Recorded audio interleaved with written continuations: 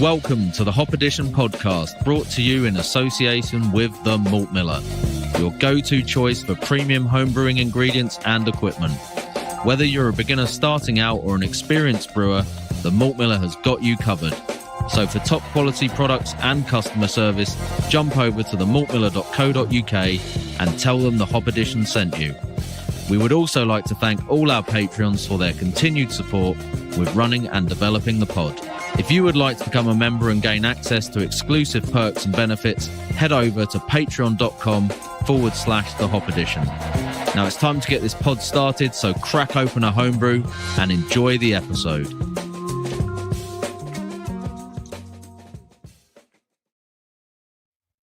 Well, hello there everyone, and welcome to episode 128 of the Hop Edition podcast. And tonight we're going to be diving into our listeners' questions for a good old Q&A session. We've got a huge wide range of questions that have been fired to us on the socials from our Patreons. Some of them are serious, some of them are ludicrous, and we've got quite a few in between.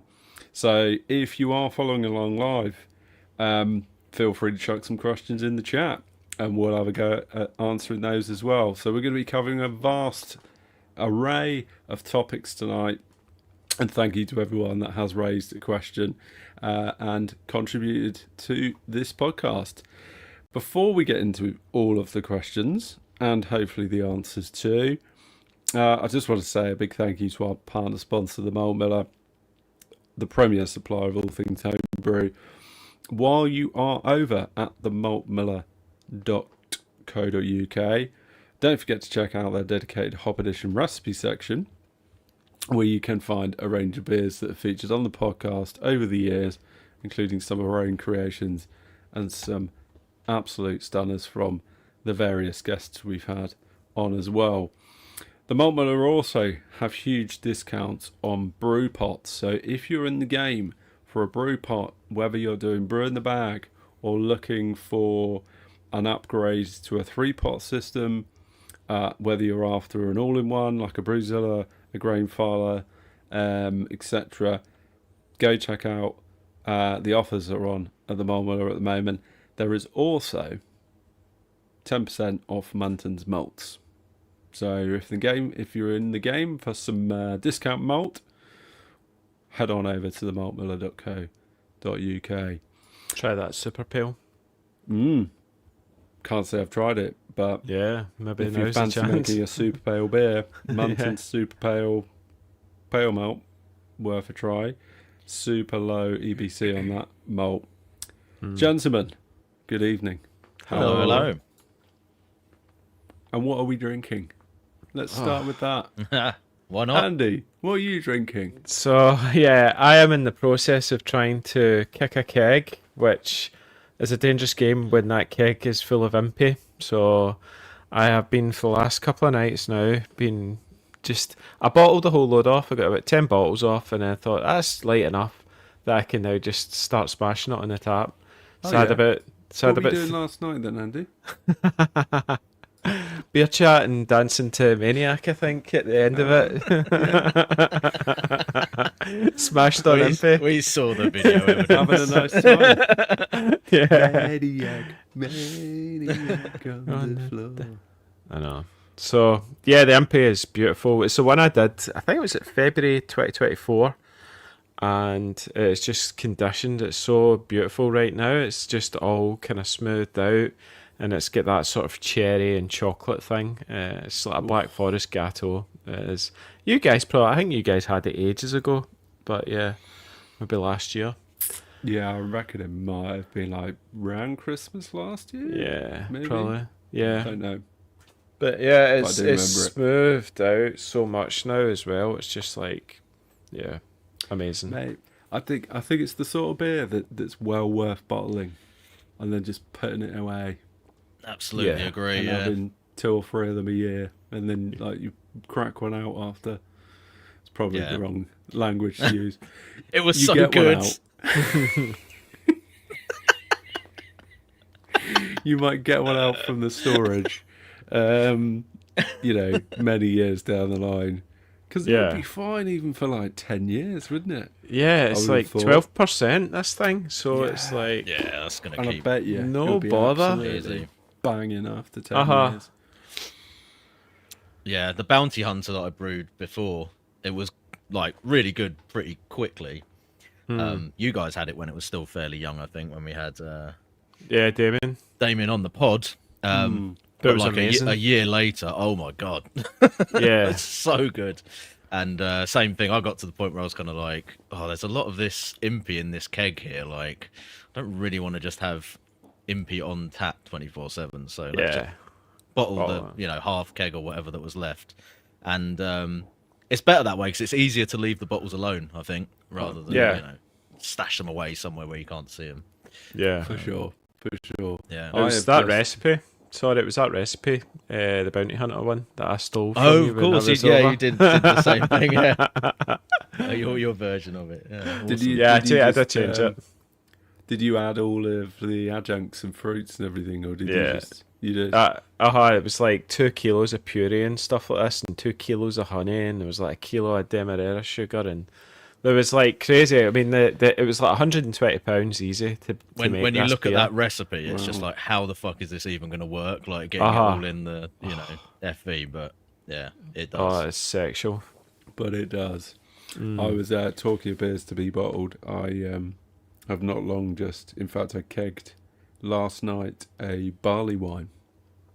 Oh, you were So I talking made, about this I last made week. an American barley wine, which I just dry hopped, and I bought some oak spirals, which I've been soaking in rye bourbon Sweet.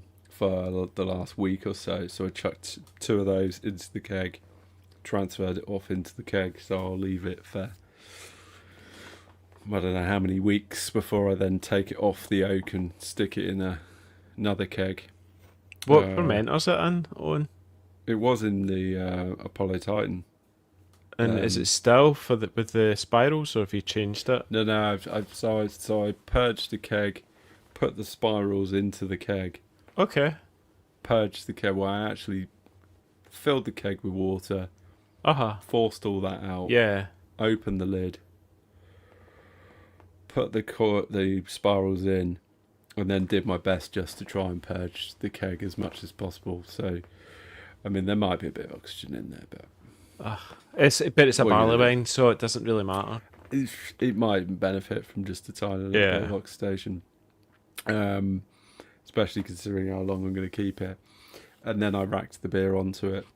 So yeah, you see, I'm gonna largely with the intention of bottling most of that beer and then just putting it away. Yeah, sweet. Like that's the long-term project, and just try it in 6 months, 12 months, 18 months. Sounds good. Yeah. Yep. Cool. In 10 years' time, when we're recording episode 2000. 897, I'll be like, do you remember this conversation from Yeah. episode 128? Owen's last pod when he gets wiped out by the exploding That's bottle of it. barley Oh, wine. Shards Death. of glass everywhere. Death by barley wine. Anyway, what are you drinking, Trek? I've got another beer that I can't really tell you too much about because it's going to be another hop tester that I'll be sending you. All right, great. But it is it's it basically the Sonoma clone recipe that I've done just with all the hops in that switched out for this single hop. So it's a decent session hazy beer. Came in slightly stronger than the original recipe at about 4.2%. I think. Did I use I think I might have used Haze Heaven in it as well instead of saturated. So slightly changed it up with the hop that shall not be named in it as well. And I'm really pleased with it. Actually, it's come out really nice. It's really easy drinking. Yeah. What's the bags New of flavour in Zealand? it. New Zealand vibes? No, not really. No, more European, maybe. Creamy? Hard to say. But yeah, no, it's got really nice hop presence on it. Super smashable. So I think you guys will like this one. Yeah. When it comes through, and yeah, it should be a good hop to review for for a video or whatever, and yeah, I'm quite enjoying it. So definitely one that I'll be using more of. But the Sonoma base recipe is quite a good one for doing yeah, stuff like this, sort of testing hops out or just trying out different hop combos or whatever, because it's such a nice simple base, but you know, gives you quite a full flavour, kind of sessionable hazy beer. It's got quite a decent amount of body to it, even though it's only 4.2%. It's the old 72-degree mash and everything. Right. Surprisingly light on the adjuncts, though. There's only a bit of wheat in it, and there's no oats or anything, but it's still still got that quite sort of because we had track flavour to it. We had track on the pod, didn't we? And that's when you grilled them for the Sonoma grist. I was pretty relentless, to be fair. I was like, you're not getting off this call until you've at least given me, you know, a rough idea of what the and it got to the point where I was just sort of saying stuff to him until he's like nodded. Like, kind of. That's closer, yeah. Oh, amazing. But yeah, it's nice. So hopefully get that one out to you. So I had thought about trying to get them to you for this episode, but busy week, didn't get round to it. So anyway, that's for future drinking. Woohoo! Lovely stuff. I look forward to that. Tricky. Is that two hop tester beers? Yeah, so I've got the lager that I was on last week and this one. So there's a lager hop, or you know, could be used for lager hops, and this one, which is probably more geared towards this kind of beer. You're spoiling us. Always. Very good, very good. Well, I'm drinking my New Zealand Pilsner, which is still like clearing up nicely. Lovely. It's good, although there's not a lot left in the glass. Smelling really great as well. Really enjoying this, like, mate, it's just like fruit salad sweets. Yeah, that's what you want. It's amazing. Love it. But I talked about it last week, so I'm going to skip that repeat and get into it. Move on. Let's move on. Where do we want to start?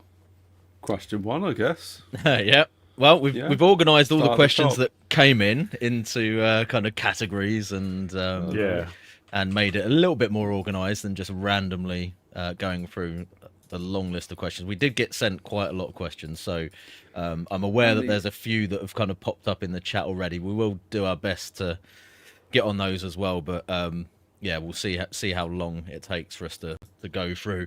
The first section is kind of geared towards brewing philosophy and personal journeys, but there's quite a few questions in there that are fairly similar. So, were you going to say something, Owen? I was just going to say, like, when we get to the end of each section, should we try and like run down any questions that are in the chat? Yeah, that's for sure. Even if they're like, and then it's sort of just a nice little touch point to make sure we've not missed any questions. Good thinking. Cool. So, first question out the box. What made you get into home? And apologies, we didn't take a note of who asked all of these questions. But obviously, everyone who put stuff into Discord or on the Facebook group, your question should be in here somewhere. So, thank you to everyone who sent them in. But yeah, first question was, what made you get into home brewing, and how long have you been brewing for? So. And there's the fireworks in the background. Yeah, there are fireworks going off, I'm afraid. Do you guys get as much fireworks as it seems to be relentless? It's been like every night for a week. It's been for the past week. Too bad, had quite a lot. Yeah, it's all right. It seems to have been more so during the week. I mean, I know the 5th of November was actually midweek, but not so much this weekend when I thought. What made me get into home brewing? Fireworks. Relentless fireworks. How long have you been brewing? Since they tried to blow up the Houses of Parliament. I'll start. What made me get into home brewing? I still can't talk. Sorry. I don't know. I think it was probably YouTube initially. I think that's sort of almost where I sort of stumbled across it. And was like, oh, I've never really thought you can just sort of make beer at home. That's pretty cool. And then I talked a lot about it to various people, being like, I'd really like to get into like home brewing or whatever. And then I think it was one Christmas, my father-in-law just bought me one of those cans and a bucket and was like, go on then, Get on that. get on with it. And then that's where it all started. And the irony is I never made that beer from that kit can. Still on the shelf. Still on the shelf. Still there somewhere. It's a Wilco No one. way. What year was that? It must have been 7 years ago. I think 2018, 2019, maybe. Yeah. Around then. Yeah. So I ended up jumping straight into partial mash, which is where you can use some specialty grains, which you just brew in the bag. Yeah, and then just you add dip it. either liquid or dry malt extract. Yeah. Just brings more flavour. Yeah, and then I'm pretty sure it started out boiling as well, straight off the bat. So I bought a burner and I bought a big pot. So did you go straight 5 gal? Yeah. Right. So yeah, I sort of jumped in with both feet. Really, I did. And to this day, I've never made a kit beer. Really? Wow. Not at all. Never made a kit beer. I think I've made one kit beer. It was the Block Party Amber Ale. Wow, I've made loads compared to you guys. Yeah. No. Yeah. It's all been... Because when I started, it was... Sarah had bought me one of those, would you call it the Brooklyn Brew Kit things? It was like the 1 gal thing. And it was... So Yeah. it was all grain. But it was the smaller size, so... I remember using my wok to mash in. There's a photo of my wok just full of mash. And then just try to keep the temperature. Oh my word. But that was like 2016 was the first time I brewed. And then it was kind of like, I think I ended up with bottle bombs. And I was like, oh, I think I've overcarbonated it. But I probably just didn't let it finish. And then it wasn't until a year later, 2017, where I actually... That was got another- probably instructions in the kit going like, yeah, bottle it after a week, it'll be fine. Yeah. And okay. Oh, Kaboom.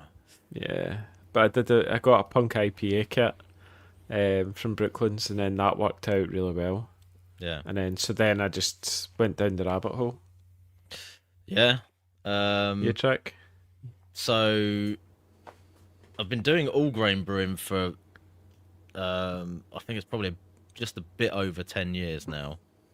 And I had been mucking around with kits a little bit prior to that. So I think I probably did I can't remember exactly when I did the first kit beer, but it was a very sort of like, got a kit beer, like made some awful beer with it, and then very. threw it in the cupboard and left it alone for a while, and then a few years later came back to it. And I think sort of the second time round doing that, I think I got a reasonably all right beer out of one of the Woodford's kits. So I think it was like the Woodford's Admiral or something. I made a reasonably decent bitter with that, actually, to be honest. And then I just got hooked into jumping on forums and stuff like that, and realized that there was quite a lot of other kind of beer kits that you could find out there. So I tried a couple of those. Then I started going down the rabbit hole of you can add stuff to them. So it was kind of the bit of partial mashing and things like that initially. And then I found a thread on a forum that was all about how to do a 1 gallon stovetop brew, full all grain. It was the classic, just buy a kilo of this, get 50 grams of Cascade or whatever, and you can make,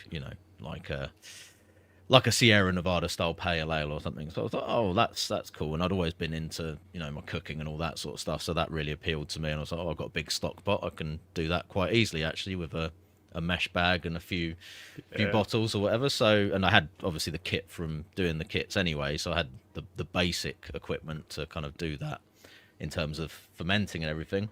And yeah, just went from there, and then gradually sort of, evolved into just going full all grain. So I was messing around doing partial mash stuff for a little while, and then eventually started building bits of kit out of old buckets, and The stuff like Bedford that. Square. Yeah, Bedford Squares. And yes, I mean, at one point I was using the sort of plastic Pico boilers and just plastic buckets, and then I built like a mash tun with a cooler box, and yeah, it's been a lot That of was sort of all like the rage, wasn't been it? a lot of dodgy sort of DIY Yeah.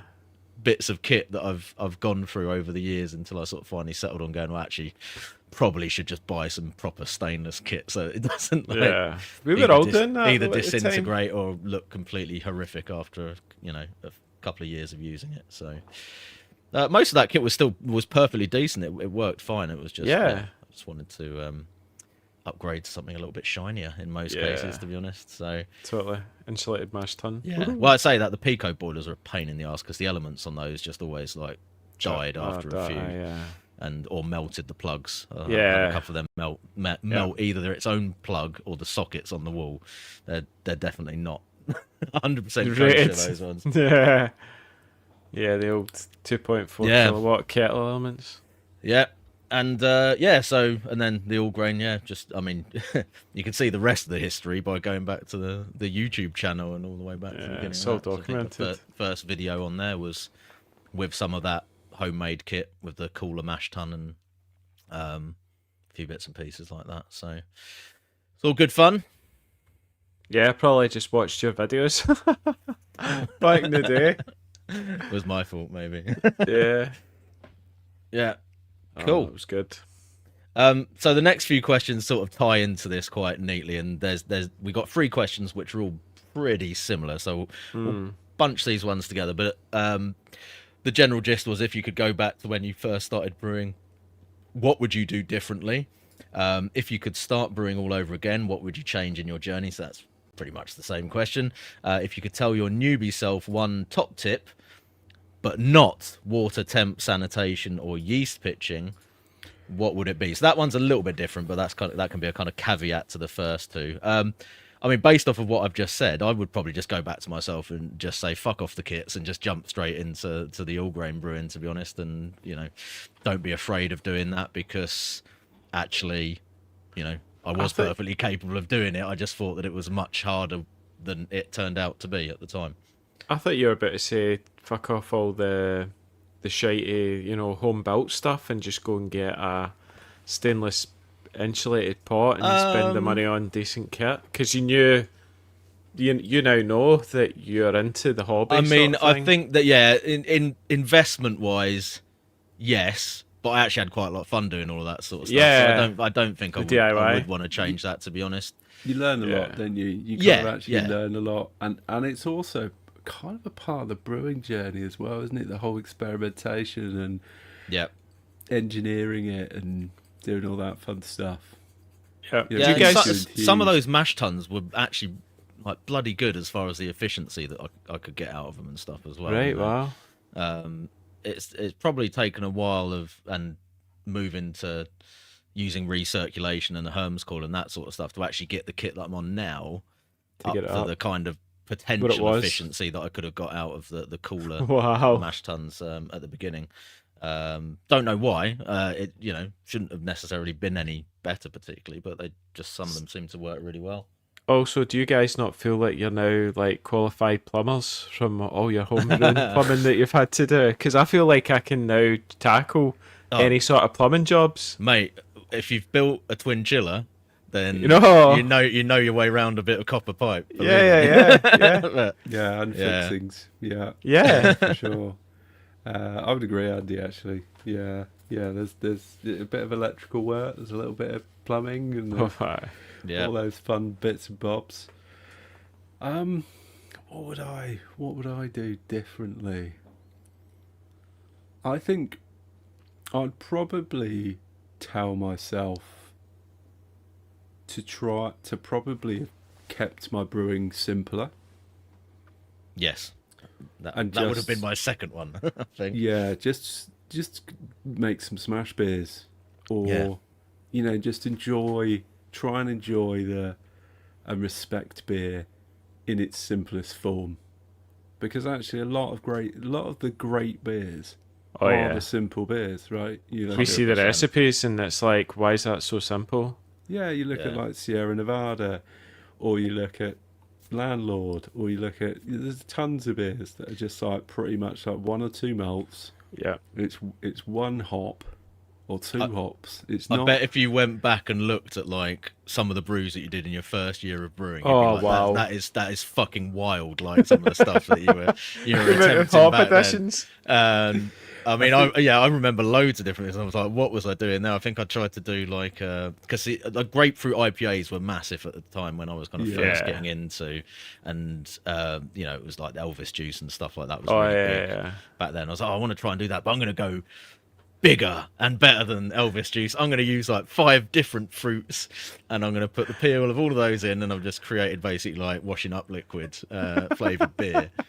And it sounded like a great idea at the time, but that was just a perfect example of that, like, walk before you can run kind of like, Oh, it is for sure. Yeah, and I think it's that whole less is more, like, or it's the more does not equal better thing. Yeah, like, exactly. which is just like trying. And also, I think another thing that I kind of wish what I'd do differently is don't take a recipe and then on brew days you start to weigh stuff out. Just go, oh, I've got that there. Oh, I might just chuck that in, and or like you're weighing and out almost another hops. 100 grams, just empty the bag, Yeah, it's that sort of nonsense that gets you in trouble, isn't it? And then Still do Every it. time.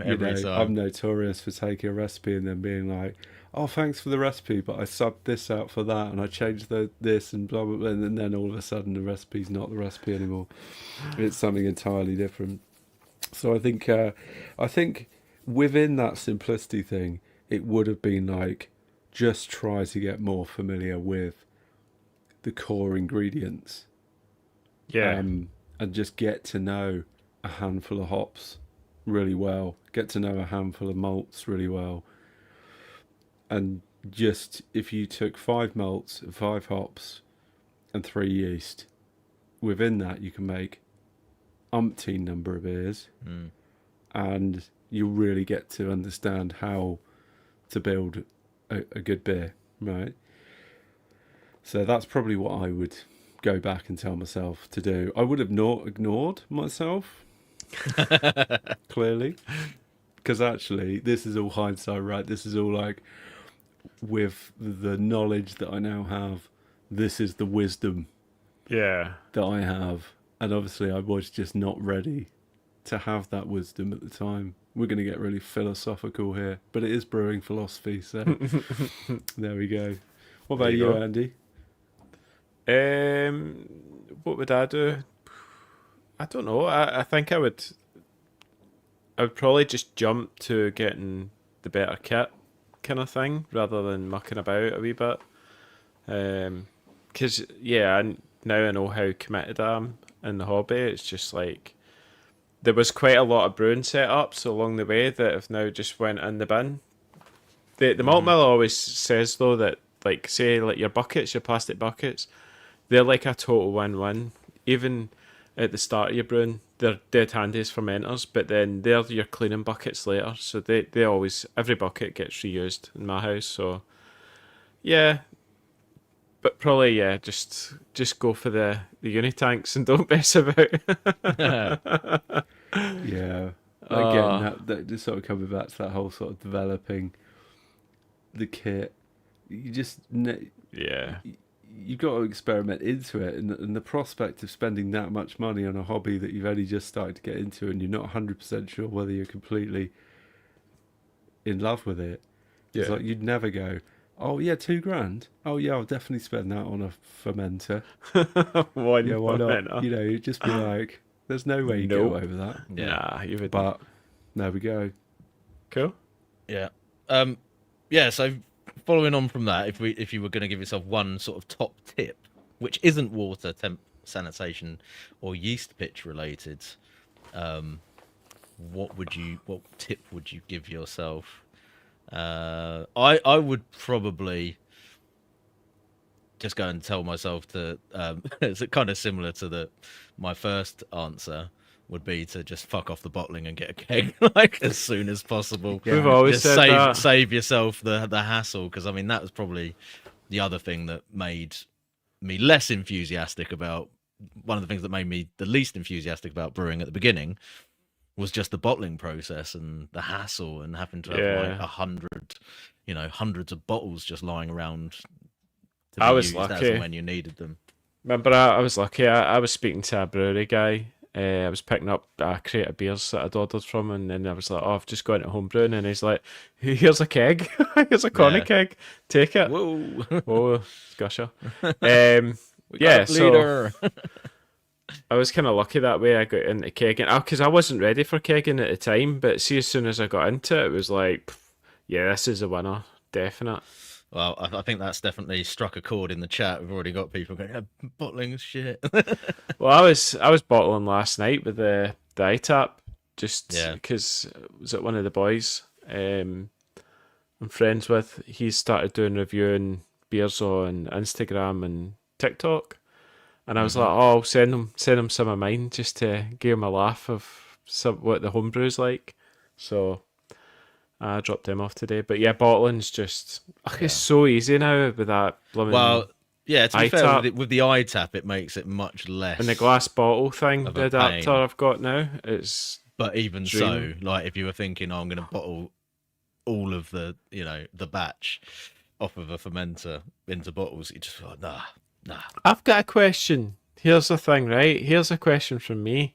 How do you get your labels to stick onto glass bottles? Because see, when I put it on, they just want to come off, and then I end up having to put sellotape around them just to hold them on. What do you do, Trick? I mean, all I use is just the standard like labels, like you would stick on a, they're like office labels. Yeah, that's what I've got. Or like envelopes or whatever. And I think probably pretty much the same thing as that. Yeah, but they don't want it. On they like don't want A4 sheets. They don't want to stick to the bottle. They start peeling off. I just usually leave the bottles out for a little bit so the condensation stops on it, and then dry it off, stick it on, and then even if it does get cold and condenses a bit, it will normally stay on after that. So yeah, it's that's all I do basically. It seems to work all right. Yeah, cool. Apparently, you can use milk. Oh, I've heard people doing that before. I did that years ago, and it worked. Yeah. I forgot about that. Well remembered. Did you have a little bit of a beer malfunction there, Owen? I did have a beer malfunction. And I was trying to show you the beer that I was about to drink, and I wanted to give a shout out. And then it went volcanic. It did, and I opened it and not realising it might have gushed a bit, but I wanted to say a shout out to Gilles, who kindly dropped me some beers over, because now he's on the Isle of Wight. He got me some beers from Goddard, which is on the Isle of Wight. And this is the South Island Pale Ale,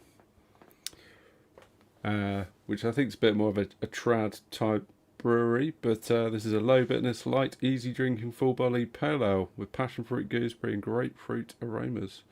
So it's made with a selection of hops from New Zealand. I was going to say South Island as in New Zealand, South Island, presumably. Yeah.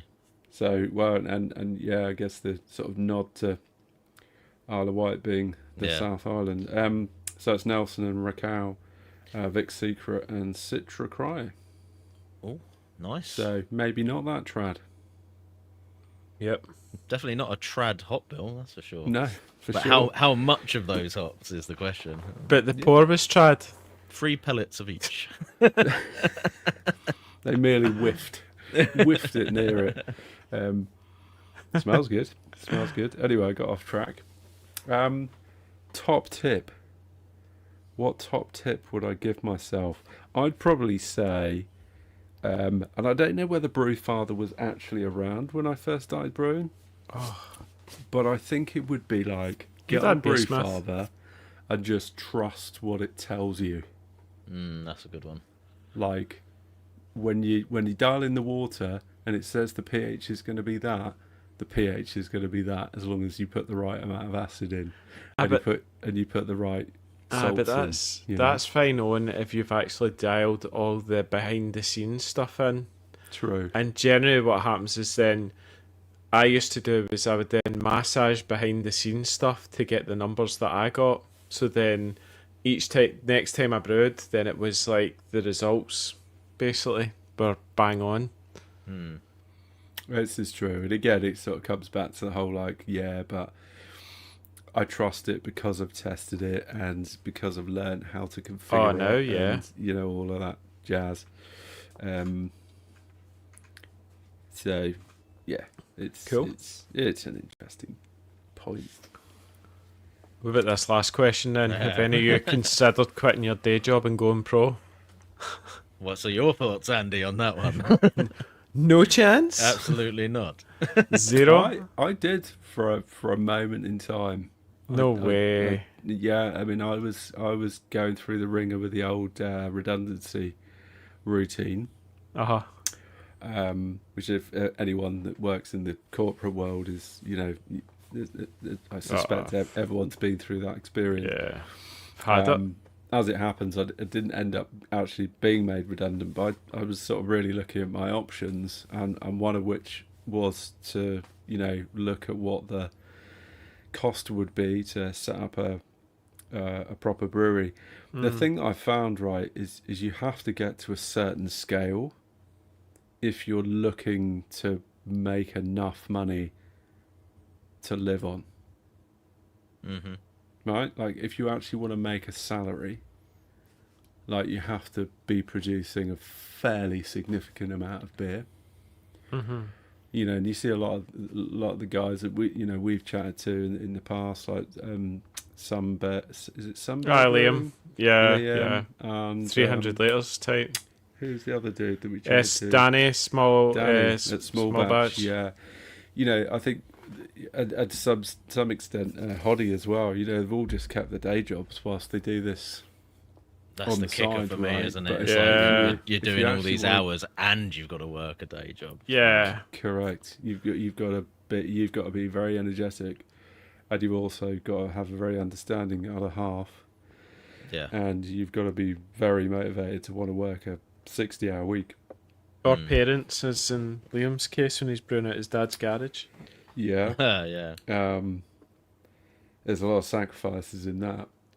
But yeah, what I discovered, and I actually ran the numbers, right? I sat down and analytically worked out I can how see you much would doing I that have as to well. produce, you know, what are all the, you know, all the costs in between, you know, and essentially netting out, you know, what your profit would be. And yeah, you needed to produce a fair amount. Yeah. And as it happens, I didn't actually get made redundant, and then I stopped thinking about it. Sweet. I haven't thought about it since. The minute People people... always, I bet loads of people say this to you, right? Like they friends and family, they try your beer. This is really great. Oh, like, yeah, why are you not selling it? And then you have to All be Yeah. the like, time. All the time. for this Because I reason. could They're like, drink it for free. why don't you start a brewery? And Yeah. I'm like, no. I've had that conversation with people so many times. I just said, like, do you realise how hard it is, like, in that industry to actually even, you know, make enough to pay yourself? And it's like, you know, if you want to, like, you know, throw a load of money away and fund me Yeah. setting up a brewery, then great. But you're not going to get any return on your investment. And I'm not going to get paid anything for, like, probably the best part of 3 years, if Yeah. it's even successful. Yeah. And yeah, I mean, you know, it's I'm not going to say that it hasn't, like, crossed my mind, because it's something that I can imagine, like, the actual job of doing it and, you know, being around brewing all day and all that sort of stuff, I would probably quite enjoy. But I can't commit to doing something where I know that I would have to be all in and doing 60-hour weeks and possibly still having to work a second job with a young family, and basically going, well, look, I'm going to have to pretty much say I'm probably sacrificing at least a few years of even being able to see, like, my kids like on the regular. And yeah, that's not for me at the moment. It's a high pressure place to be as well. If you're Yeah. owning your own brewery and you've got a family to support, with everything that's going on, I've always said to people, like, A massive if- gamble as well. Like, if you're putting your huge. money into that, you know. huge, yeah. There's every chance that, you know, as they say, like, an enormous number of you know, businesses start and end up folding, very few last 10 years.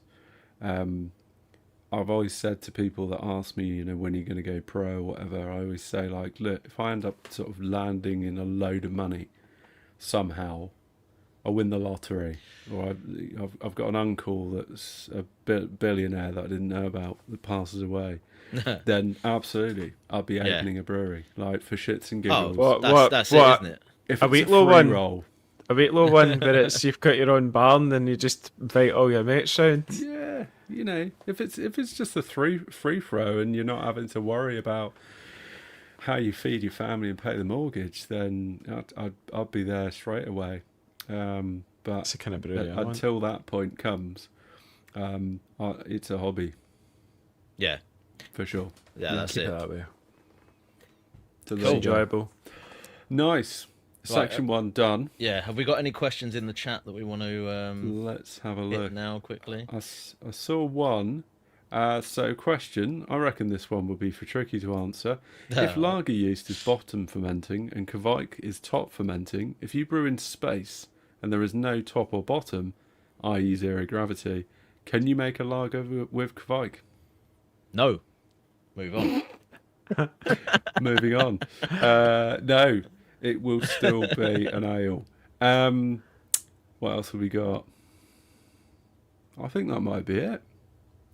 Okay, well that's cool. Does anyone have a safety kit beer that they go to in a panic for a quick brew?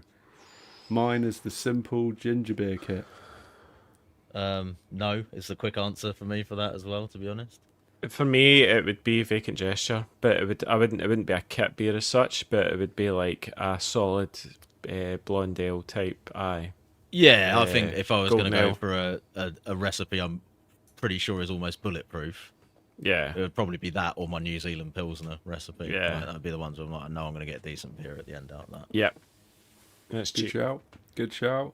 Mine might be probably just my house pale. That'd be my pretty much like sort of go-to beer if I just want to fill a keg. If anyone else has got a view on Jack's question, chuck it in the comments. And I think that was all the Yeah, questions no, that's it. we've got. That's it. Yeah. So, section 2, brewing motivation and lifestyle. So, question for you chaps: how do you prevent brewing fatigue, which, we just for clarity, is different from brewer's droop? That question was from Brett Harmon. That was I Brett. believe. Yeah, it Yeah. was. Yeah. Because you can tell the slightly rude humour that comes with it. So, brewing fatigue. Have you guys ever suffered with brewing fatigue? For clarity, is essentially where you kind of begin to just Get bored of it. lose your mojo and maybe just don't brew for a while. Have you had hiatus periods where you just haven't brewed or have not been motivated or felt like brewing? I think I've slowed down, but that was just because I've not been drinking as much, so then I've not been needing to replace kegs. But when kegs do kick, then I'm still brewing again, and I still really enjoy doing it. So I think during lockdown, I remember I brewed like some crazy amount of beers, like I don't know, 19, 20 odd batches in a year or something, which was Yeah. a lot for me. But yeah, it's probably I might be down till at 10, 12 a year or less, sort of thing, depending. But I tend to go on runs as well, so it'll be like all of a sudden all the bloody kegs kick at the one time.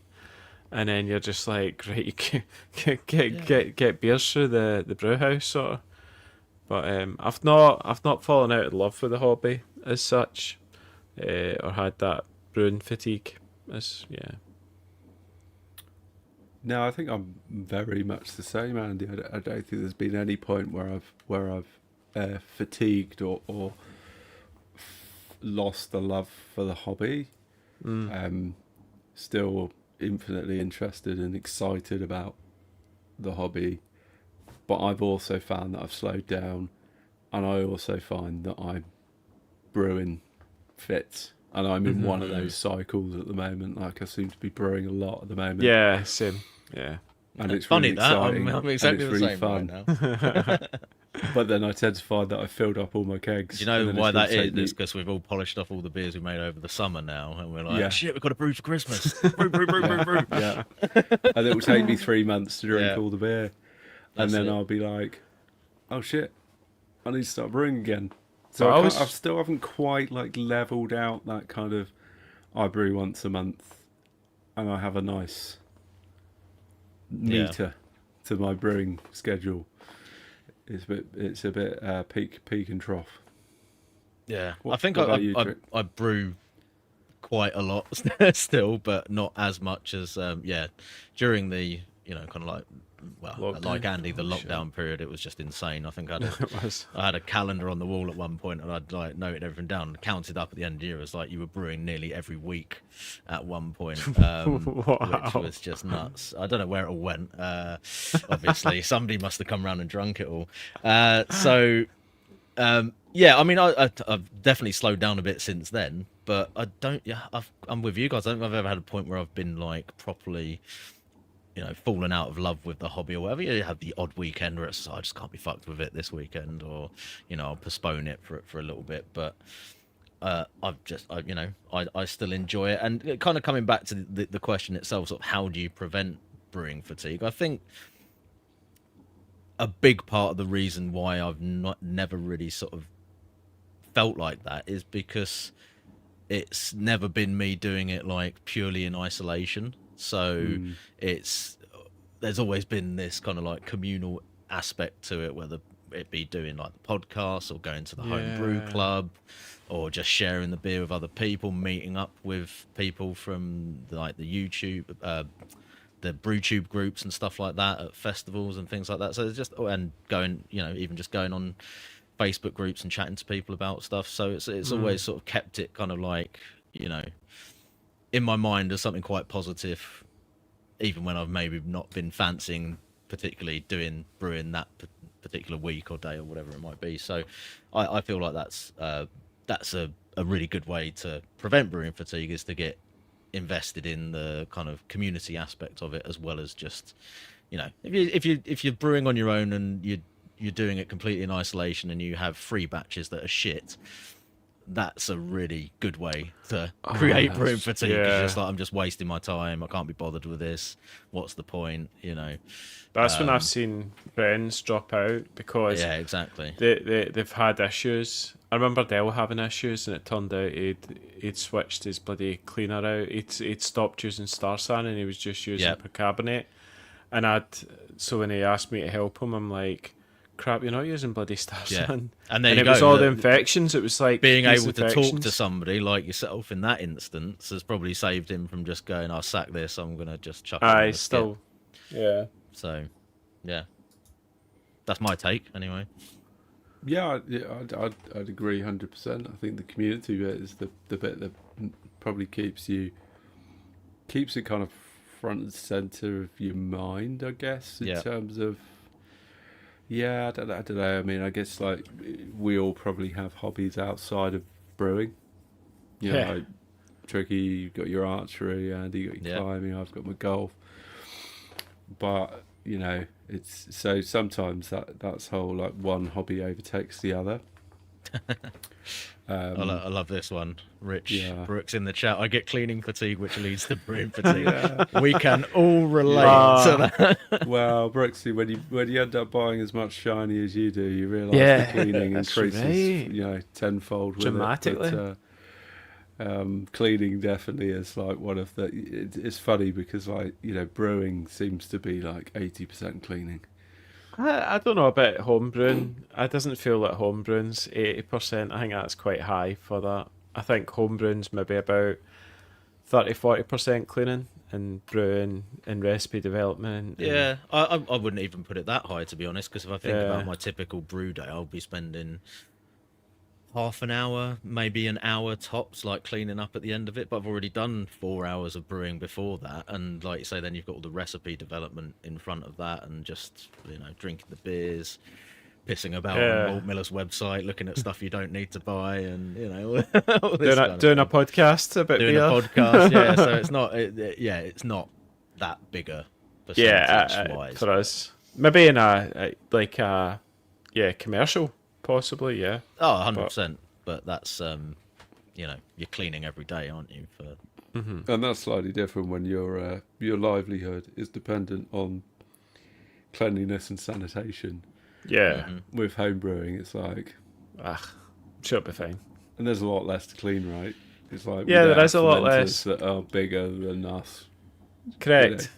Yeah, to clean a Yeah. kettle or whatever, a fermenter, just CIP it or whatever, and then, yeah.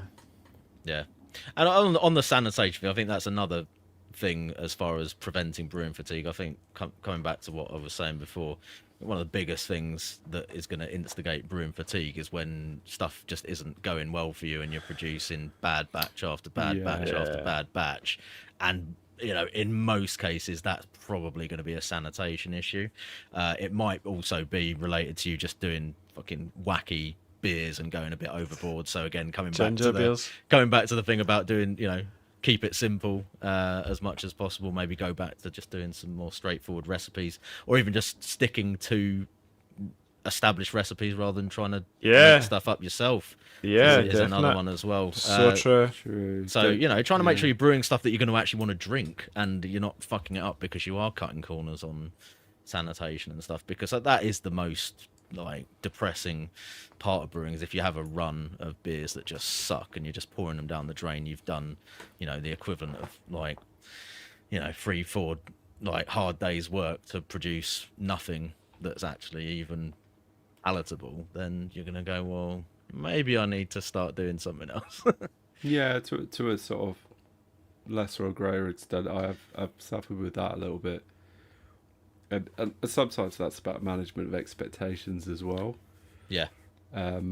Because actually maybe it wasn't that those beers were drain poor, but they just weren't what I had in my mind's eye, or what I was kind of really hoping that they would be. Yeah. And then you can just get into a bit of a slump in terms of never quite producing great beer. You're just producing really mediocre beer. And that is quite hard. But then I think, the key to that is sort of really taking a step back and going get back to basics. Make sure your ingredients are fresh. Make sure you've got good water. And that's probably, and not getting too outrageous with the recipes. Go back to proven recipes. Maybe you need to learn to walk before you can run, type thing. I think that probably helped in the end. Yeah. But yeah, nice. Cool. Should we jump to the next question? We've got a few silly ones coming up, haven't we? Yeah, we have. Yeah, in the vein of he who smelt it dealt it. Okay, how much faith do you have in Brett Harmon the Bollard's claim he's never had Brewer's Brew? Well, can't speak from personal experience, but I'm not sure any of us can attest to whether Brett suffers with that affliction or not. I'd certainly hope for his sake he doesn't. But there is medication you can get these days to help with that. What's the best way to explain to your partner that you are not an alcoholic if you have a pint every night?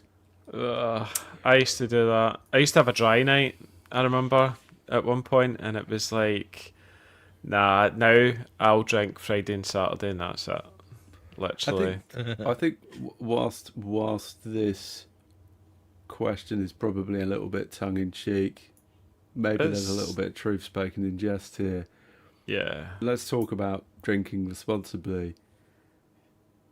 I mean, a pint, though, it's a pint. Say if it's only 1 pint a night. Is it ever just 1 pint a night, though? That's probably the not. And the thing is, it's probably 1 pint through the week, and then it's 3 pints Friday, 5 pints Saturday, 3 pints Sunday, and then you're pounding 15 pints in a week or whatever. Yeah, I think generally have at least 2 days back to back where you don't drink. Give your liver an opportunity, even if it's just 1 pint a day. I mean, if you can't do that, then you probably definitely do have a problem, right? That's Yeah. If you find that there is a period, like if you can't even go 1 day or 2 days without thinking about alcohol or having a drink, then force yourself to step away for a good few weeks, Yeah. because you're becoming a bit dependent on it. And it's so easy habitual, done. isn't it? It becomes Yeah. habitual. You end up just going, I've had a hard day, I'll have a pint. But then before you know it, you go, oh, it's a hard day, I'll have a couple of pints, and then you find you're having 4 pints a night. I've got a tracker thing in my watch, and you can tell my sleep quality by the weekend is horrendous. My heart stress is through the roof on a Friday night and a Saturday night, and it's literally because of alcohol. So if you're drinking every night, then you're probably not giving your body enough rest during the week, and you'll probably find that you're always ill. You're probably overweight as well, and it's just like these things all play into it. So try and look after yourself, because especially at this time of year with all the cold and flus and stuff like that. I actually see since this I feel like I've hardly been ill. yeah. Right? Yeah. And it's like, wow. There's no point sacrificing your overall health for a hobby, because you will get to the time you're 60, 70, and then you're going to have real health problems, and then you're going to probably end up regretting it. So just try and keep balance to being healthy, looking after yourself and that's where you're going to have longevity in the hobby. That's where it becomes a lifelong hobby, not something you did for 5 years and caned it and had to give up. I mean, it's certainly not unheard of for people to pop up on the Facebook groups and stuff going, had to bin off the hobby completely because of health problems, and you got to think in some cases is that alcohol consumption related, probably. What happened to Chris? Chris was the exact same. He was having health issues with his stomach and all that sort of stuff. So he was. It happens. And then, but I don't think necessarily Chris was drinking. I don't think that was I to don't think excess. so. But I think there might have been something, that wasn't pure volume pure consumption alcohol. and alcohol problematic issues. I just think something that else. the working week's fucking hard enough. I don't want to wake up feeling like shit on top of that, as well. Yeah. Wow. Saturday and Sunday mornings, I can afford to be Saturday mornings is a always little bit, brutal. little bit impaired, but Yeah. Being totally honest, I think I think COVID was. I don't think I helped myself through COVID, in particular in the fact that I just found this passion for this hobby where I have endless amounts of beer.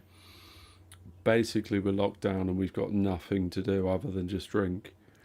I had two really young kids, a stressful job. It's just like I did start to find consumption and alcohol homeschooling a definitely had a correlation that was kind of. Yeah. Thankfully, I didn't have homeschooling challenges, but I did have kids that were in nappies, and they were like, 2 and 3, or 3 or 4, or something like that. COVID was a weird one though, because I felt wild. like the initial period of it, when it was like gorgeous weather and locked in, I felt like I was on quite a sort of healthy kind of like, I actually got the opportunity to like go out every day and do a walk and take Thomas out with me and go and kick a ball around and be really active and do some projects in the garden. And I was smashing loads of beers at the same time, but I was being very having a relatively healthy sort of lifestyle despite that. And then the sort of as it wound on, I think the sort of second period of the lockdown, it just turned into like I'm just ordering fucking cases of beer from every brewery that I can find online. We're just trying to support breweries. Exactly, time. and it it turned into this totally altruistic, like I've got to keep these breweries afloat, and I've got to buy beer from my local bottle shop every week. And it was and just boredom of being at home and stress of kids and homeschooling, and eventually trying to like do online teaching and stuff for my job as well from home, which was fucking awful. So So it kind of started off quite well, and then went rapidly downhill as far as the low level alcoholism. Anyway, Chris has made a good point about alcohol isn't the problem with this hobby; it's magpieism. The addition of buying shiny things. We'll get onto that, I'm sure. yeah. Anyway, guys, we are an hour in, and we've made our way through. I'd estimate maybe 10% of the questions, so I think we might have to give it more quick fire. Let's fire through these a little bit. Yeah. quicker, So, shall what's we? the best way to explain to you? Oh, we've not covered that one. done Follow that up. one. How do you hide all your homebrew purchases from your other half? I Well, don't well, because well. she drinks enough of my beer for me to say, like, if you want To to have justify this it. beer, then you need to accept that this stuff is coming through the door. So that's Yeah, mate. my strategy. I simply remind her about the amount of cosmetics that arrive. Yeah. So it's tit for tat, really. Swings and roundabouts. Swings and roundabouts, yeah. I don't feel a requirement to hide anything. Andy, have you got anything to add to that? No, good. What's the best hack? Homemade. We're moving on to equipment hacks and Andy gadgets. just paid for it all with his sweet wedding money, didn't he? So Oh he didn't yeah, need to worry about sweet that. wedding money. That's where. Yeah, that's all gone now, sadly. But yeah. So we're on equipment hacks and gadgets. So what's the best hack, homemade piece of equipment or modification that improves your brew day? This is an easy one for me. It's the twin chiller all day long. Yeah. Does a great job, and yeah, I don't think I've made anything else. Certainly not homemade equipment that has had a bigger benefit to my brewing than that. So yeah, that's my one. Do you want to see mine on? Yeah.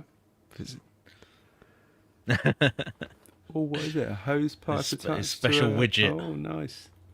So yeah, it's a cam lock with a hose lock adapter, so you can literally shoot cold water down all your lines and clean them all. So you can rinse everything out dead easy just with this little adapter. Nice. Amazing. That is my hack, definite. My recent hack that has just improved cleaning at the end of the day, because I can just because it's got like hop, like all the kind of we are transferring to the fermenter, and then it's like just blow cold water through into a bucket and rinses it all out, sort of thing. Yeah, I'm with Gets you. rid of all the crap out of it. I'm with you. Yeah. I don't know what mine would be. I did when I had a boiler, a new boiler installed. I had it put into the garage, and the dude, like, he was a great guy, the plumber. He spotted that I had like a brewery going on in the garage, and he was like, "Do you want me to just put like a hot water tap outlet, like right here?" And I was like, Yes. "Fuck yes!" So then I've got Cleaning. got the ability to just run hot water out like on a hose with a That's kind of, amazing. like a gun on it, so I can just like clean Yeah, stuff. that is- Dude, that is that's legit. That's amazing. Huge hack. But obviously that's not really homemade as such. I don't know if you guys... No, but that's got me thinking. Like, I've got a boiler, like literally right next to the table where I'm brewing. Why the fuck have I not got that? Like, what am I doing? What am I Yeah. doing? Dragging it Get on it. outside to hose it down I outside. mean, all it is a little ball lock attachment, Yeah. and then you can just screw a... The hot water pipe is literally fucking like that far away from where where the Yeah, kettle yeah, is, yeah, so, yeah. Do it. yeah. Easy fix. Although you're going to have fun draining all of the pipe work in your house when you cut into that pipe, by the way. Yeah. Just do it. You Don't don't listen need to a him. big Do old it, bucket. do it. Just send it. Do it. Yeah. You guys might remember from my That's all right. My brother-in-law's a plumber, gas engineer type I'll get fellow, him to so do it. he can sort that out. He'll next figure time it he's out. up. You'll figure it out. If anyone remembers from my YouTube videos, the weird little winch thing that I put up above my B80, Yeah. and it failing when I Oh, was and it went boom. winching the grain basket, it literally just dropped back in and just shot shit everywhere. So I upgraded that. So I put like a mega big like homemade wooden arm on the wall of the garage with a winch, so I can just winch my basket up. So that's about as good as I've got in terms of sort of homemade type stuff. Yep. Yeah. Cool. Okay. Lo-fi setups or all the gadgets? I think Andy's probably all the gadgets. All the gadgets, yeah. All the gadgets. Owen? We all like a gadget, don't we? I've kind of like, I got to a point in my brewing where admittedly I did sort of, I think it was probably during COVID where I just sort of, I think I had a bonus from work and had a fair bit of cash with nothing to spend it on and ended up buying a brutal system. I'm sort of at that point where, yeah, I'll just be like, I was I'm a just great gonna- investment. I've just bought that now and I never have to just bother upgrading anything. Yeah, that Which was is a like great. It's done now. One and done. Yeah, it's one and done. Now I'm That's still sort of just buying so the odd well. bit here and there just to sort of upgrade things like my dispense or whatever. But you know, I think the biggest gadget purchase I've made is probably the wrapped pill and the temp controller thing. Oh yeah. And I also, to be fair, I also recently bought a stainless steel fermenter. Annoyingly, I've got a Apollo type. ridiculous amount of fermenters now. Like I've got 3 Firmzillas and a stainless steel fermenter, which is entirely unnecessary. What do you prefer? I'm really enjoying using my stainless steel one. Yeah, I've added a little sample tap. I've added Nice. the ball lock Sweet. bit onto it as well, so it's like nicely upgraded. So yeah, it's working for me pretty well. I think I've just put in my 4th or 5th brew into it last night. I made a dark Czech lager last night, decocted, nice. Baby. So just waiting for that to kick off, and it is a great bit of kit. And what I do like about it is the fact that it's going to have, you know, arguably if I look after it, like that's an FE for life now. Yeah. Like I'm not going to have to get rid of that. The plastic Firmzillas are great, but they do have a shelf life, obviously, depending on whether you do pressurize them or not. But they are cheap, so you know I still think that they're great solutions. I've got 3 of them, so Cool. yeah, there you go. So I'm all for gadgets, but I'm not like a real gadget head. Yeah, I think I'm a little bit on the lo-fi sort of side of this because I've got quite a lot of gear, but I don't really go in for much in the way of like the high tech side of it. My brewing setup is free vessel and it's very much like manual sort of system. I don't really have any kind of like, I certainly haven't got anything like a sort of craft beer pie type controller setup or anything like that running it, or any Surprised you still PID haven't. controllers or anything like that. I kind of just do it all manually. Really, I quite like that sort of like hands-on kind of aspect to it. I love. I like gadgets and tech that actually serves a purpose and like makes things easier for me rather than just making it more complex for the sake of it. So, for example, I mean, I've never really felt compelled to kind of like get a pill style, But see the gravity craft- thing or whatever. And like I know it would be cool to be able to read the graph and all the rest of it, but like I'm happy just to take a sample and just do a fucking gravity reading with it. I've went that way as well. Trick with Yeah. the tilt. I've kind of sacked that off now. And I look at stuff that I think probably the best example of that for my thinking is I look at stuff like the kind of hot bongs and things like that, and I just go, well, that just looks like way more hassle than and more what cleaning. I want. Like I can just pop the top off and throw the hops in, and I've never had a beer that's oxidized through doing that. Yeah, As long as I purge the headspace. So I'm basically a little bit of a Luddite when it comes to stuff like that, because I'm just like, well, unless it's like literally gonna save me a lot of time or make my life easier with things like that, I'm kind of thinking, well, that's actually adding more hassle to the process for me rather than making it easier. So yeah, that's kind of where I'm at.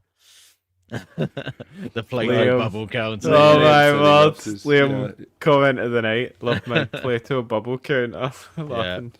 Yeah, useless gadget. What There was the a question. There was a worst. question actually, which I'm going to lob in now, which was from Christian Ibbotson, which was, what about your mostly useless, pointless purchase you got sucked into buying? Yeah, sucked in. Oh, I know. What have I got? I know. It was the yeast brink I bought. Remember the malt mill? I had that bloody big metal sight glass thing. I'll get it. It is the worst. That was the worst. Because.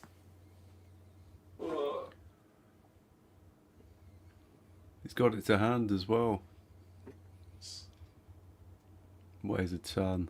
Oh Look my at that god, thing. it's an absolute. I've adapted it and all sorts, trying to get it to do it as a hot bong thing, but waste of frickin' money.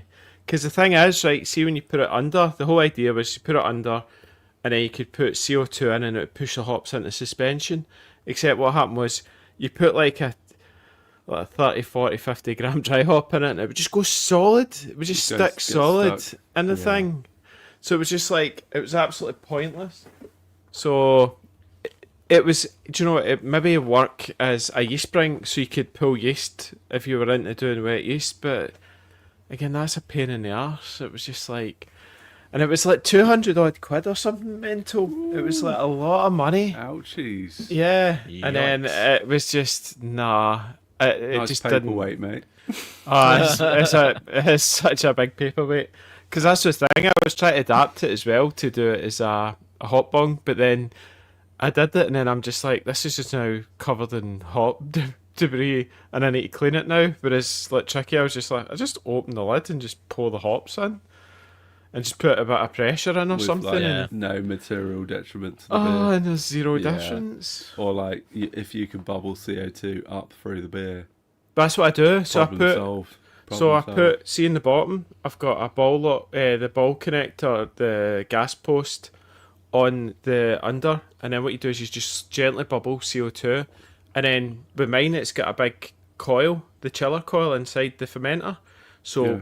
with bubbling the CO2 stops it all just jamming in there, and then just sitting like all dry.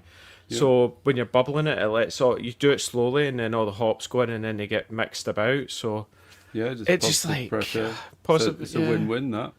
Yeah. So you don't need to use that stupid bloody yeast brink hot bong thing.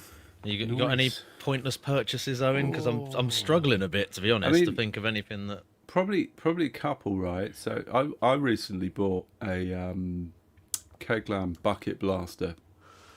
Amazing bit of kit, by the way, Yep. for cleaning Yeah. kegs. I was going and- to say that's not the useless Cleaning, bit, is yeah. it? That That's the doesn't good bit. sound No, the useless. backstory was that I'm fairly certain I've gone through like 2 pond pumps trying to make trying to do my the own DIY. version of the bucket blaster and You should discovering spot- that like one of them was just really underpowered. The Yeah. other was okay, but it didn't really have the right attachments and stuff. It kind of worked, but didn't really. And then so I sacked those off. The other thing that I bought was, is it eye spindles? Yeah, That- that's the. that that's was the a sort- towel. that's like That the was bud- like Bit like a budget till, tilt, isn't build it? your Yeah. own. like homemade. And I'm sure I bought like 2 of those off eBay, and they were such a pain in the ass to just try and get Yeah. like calibrated, get them set up, like, and ended up just sort of not really using them. And I think the key difference between those and the wrapped pill with the temp controller is it's not necessarily just about being able to like look at a nice graph. It's like being able to adjust temperature remotely. It's about being able to control your temperature really tightly, being able to measure the temperature of the actual work Yeah. inside the beer. To be fair, it does make a bit more sense to me when you combine it with the controller. That's kind of where I could be That's more where the- sold on that. Yeah. Yeah, that's where it I really just sort of worried comes that it alive. would just die, and then all of a sudden the heaters, it thinks, oh, the heat, it's cold now, and then it just wraps up the heat randomly, and then you cooks your beer because Well, it failed. Yeah, I'm not really too sure what kind of happens if the rat pill runs out of battery. But that's partly why it has a secondary temp. The temp controller has a secondary temperature sensor, which I would assume clicks over from the pill. If the pill runs out of battery, it will switch over to the external temperature probe, so it will still maintain Yeah, some level of temperature control. that's cool. Some So level, it it's has, like it has redundancy. Yeah, So those are probably the two that I ended up buying, which were pretty pointless. cool. Yeah, I'm kind of struggling with this. I mean, one thing more, not even that recently to be fair, but one thing that I bought that didn't get much use in the end was one of those filter thingies that would filter between. And it's not that it didn't necessarily work, but it just didn't really seem to be that worthwhile using it. What one? Was it a Mac Daddy filter or something like that? Yeah. You don't like Big one. it? Again, I'm kind of clutching at straws here to think of something that was, like I said, I wouldn't say it's useless, but it just I make wonder. that Do you much of a see in difference. yours? Do you have the filter thing, like the cage on Yeah. the dip? You do. on the what? Sorry. On your Firmzillas or whatever you use, right? The pressure fermenters. I mean, to be honest, I've probably that not floating even I've dip? not even used it since having those because I mean, that might be the reason why I'm sort of thinking it's a bit redundant. Yeah, 'cause it's I'm got the filter thinking- anyway. Yeah. Whereas when I do mine Yeah, with the two unis, there's like dip tubes at the bottom, yeah, and if I do not put the Mac Daddy filter on, right. I'll end up with 2 ton of hop debris within my Yeah, keg. yeah. So it's for me the Mac Daddy. It's a massive pain in the arse, and it could Yeah. be well better designed with say they put a tri-clamp sort of fitting on the actual like the catchment thing instead of that screw thing, Yeah. because I end up having to put it under the hot tap to flipping get that thing to release sometimes, but it is amazing that it does. It's probably It just not. filters for me. It's probably just not that useful for my particular setup, to be fair. So that's maybe a little bit of an unfair one to bring up. But I'll go back way earlier than that to the thing that I think was absolutely the most useless bit of kit ever. And that was auto siphons. And at least 2 or 3 of those that I bought that would maybe work once. And then the seal on them would just sort of go. Remember and those things? They would be just like and dragging then it air would just in, and you'd just be oxidate watching your your beer just getting oxidized literally in real time as it's going down this fucking pipe. Like, bubble, bubble, bubble, bubble, screaming up the side of it. You like that, pull it And, apart, and then just flip and suck it through. Yeah. Yeah. Just use a cane.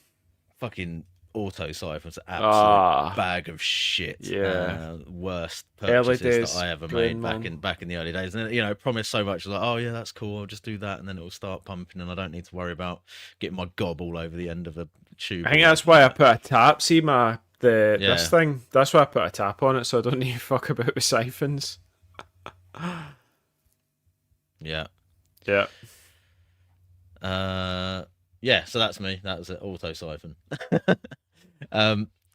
Let's move on. Do any of you intend to build a proper home pub?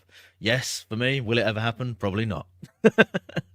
Andy's already got it behind him. Got a bar. Yeah. I mean, yeah, my garage is sort of like half of a, You could, your half garage. of a home pub. You could like get rid of the breeze block look, try Yeah, and yeah. tart it up a bit maybe. There's but- not enough room for any like actual seating or anything. Like I think I said it on the video I did when I Yeah. moved house that my long term plan was to do the garden room down the back and have a pub in Yeah. there and everything. But there's so much stuff that I would later. have to sort out first before I even thought about Yeah. the amount of money you'd need to drop on that. So yeah, not likely in the short term, but it's definitely something in the back of my mind.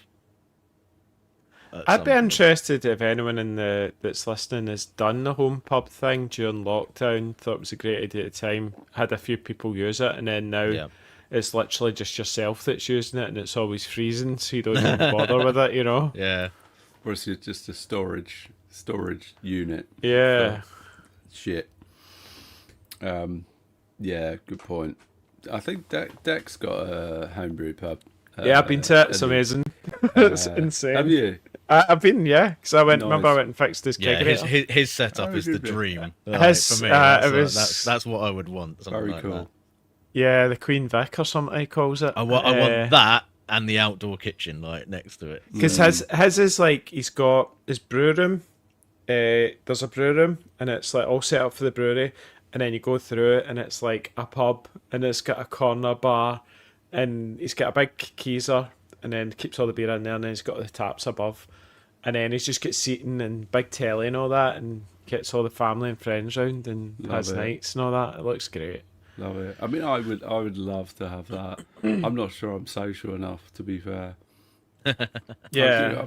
I really like your setup, Andy. The fact that at least you've got like a sofa and stuff in there. Yeah, and a You know, telly and bar. Yeah. So I can chill out in here myself. Like, it's my own space sort of thing, so it's good that way. And then it's got the brewery. Yeah, that's think- like man cave space. Yeah, as it's well, man isn't it? cave. So, Yeah, Yeah, I've like, got a I've got desk, the computer. garage, right, and that's fine. I can brew out there, but I haven't got. The best I've got is like a fold-out garden chair. You know, it's like, Because it's exactly, your garage is like this, so and it's it like slopes, which is not ideal. especially not after a few beers.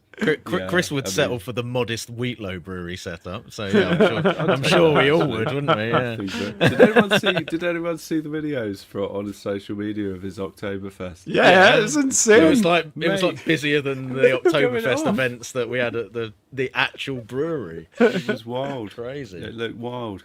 He is a. I love he's his a videos. mad I've dude. been- I'm looking forward to chatting to him. Yeah.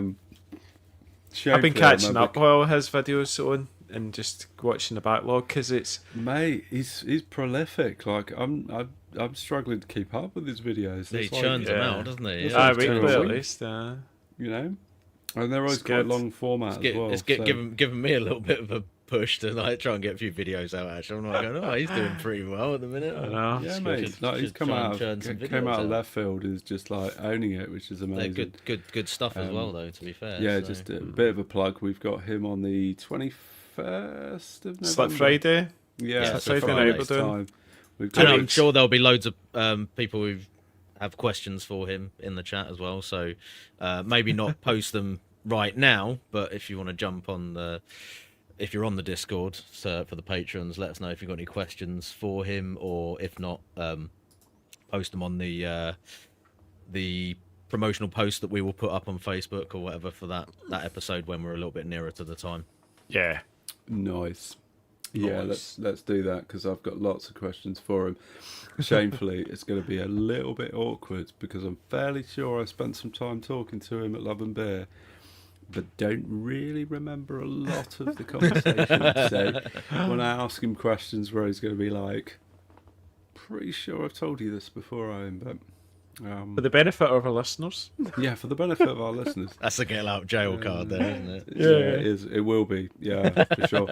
I am just making a point of putting the commercial break into the Good agenda. thinking. You gotta have a commercial We break. really are going to have to pick the pace up a little bit here, though. So We I are. know. We are. we're for into sure. techniques and process tweaks. Oh, so this is going to take a while. Uh-oh. I'm just going to do yes or no answers now. So Yeah. when yes you or mash, no? do you recirculate? Yes. If so, Yes. how much? The only thing I would say on this is basically all the way through, but I always leave it for at least 5, usually about 10 minutes at the start to let the grain bed settle. Because Yeah. I find if you start recirculating straight away, you will compact the mash bed and it will fuck the mash and end up with Yeah. stuck mash and sparge. For my system, but you know, obviously it depends on your own setup as to what Down you to, do. yeah. But for me, that happens. I think it's quite a strong sort of draw on the bottom of the mash tun, so it kind of like sucks it down quite. The pump, I dial it back so that it's not. I So slow you it right do down to a like trickle. a really gentle, yeah. Yeah, recirculation. because you can't. Otherwise, you'll end up sucking whole mash bed Yeah. down. So yeah. Yeah. What Tricky said, except I do about 15 to 20 minutes. Okay, cool. Cool. Do you do anything fancy for pre-fermentation oxygenation? Do you bother when using dry yeast? So do you guys do anything to I don't do anything oxygenate your fancy, wort? but my wort gets some level of oxygenation just through the transfer process because I do something a little bit weird, which is kind of filtering like after the kettle. So I sort of whirlpool and then filter as the wort is going out. I've got my son waving in the background there. I know, I've seen it. Just a random arm in the background. Floating arm. So yeah, I'll just like drain through a filter bag into the FV. And All right. you going to bed, Thomas? Yeah. No, he's That's a live. special guest. He's live. Thomas is Tom. live. Go on, off you go. Hey, Fuck it off.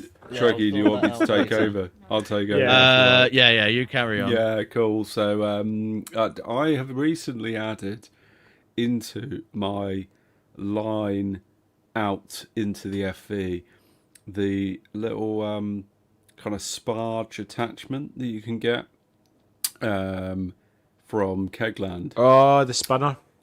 Yeah, not the spinny one. That's the kind of sip one. It's the sort of Sergeant something or other sparge.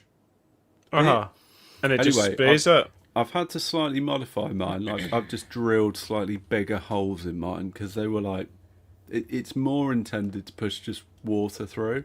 Uh-huh. I tend to find that I might pick up a little bit of hot matter or just even just a tiny And bit it blocks of grain matter can end up blocking it. So I've just Yeah. drilled slightly bigger holes in it.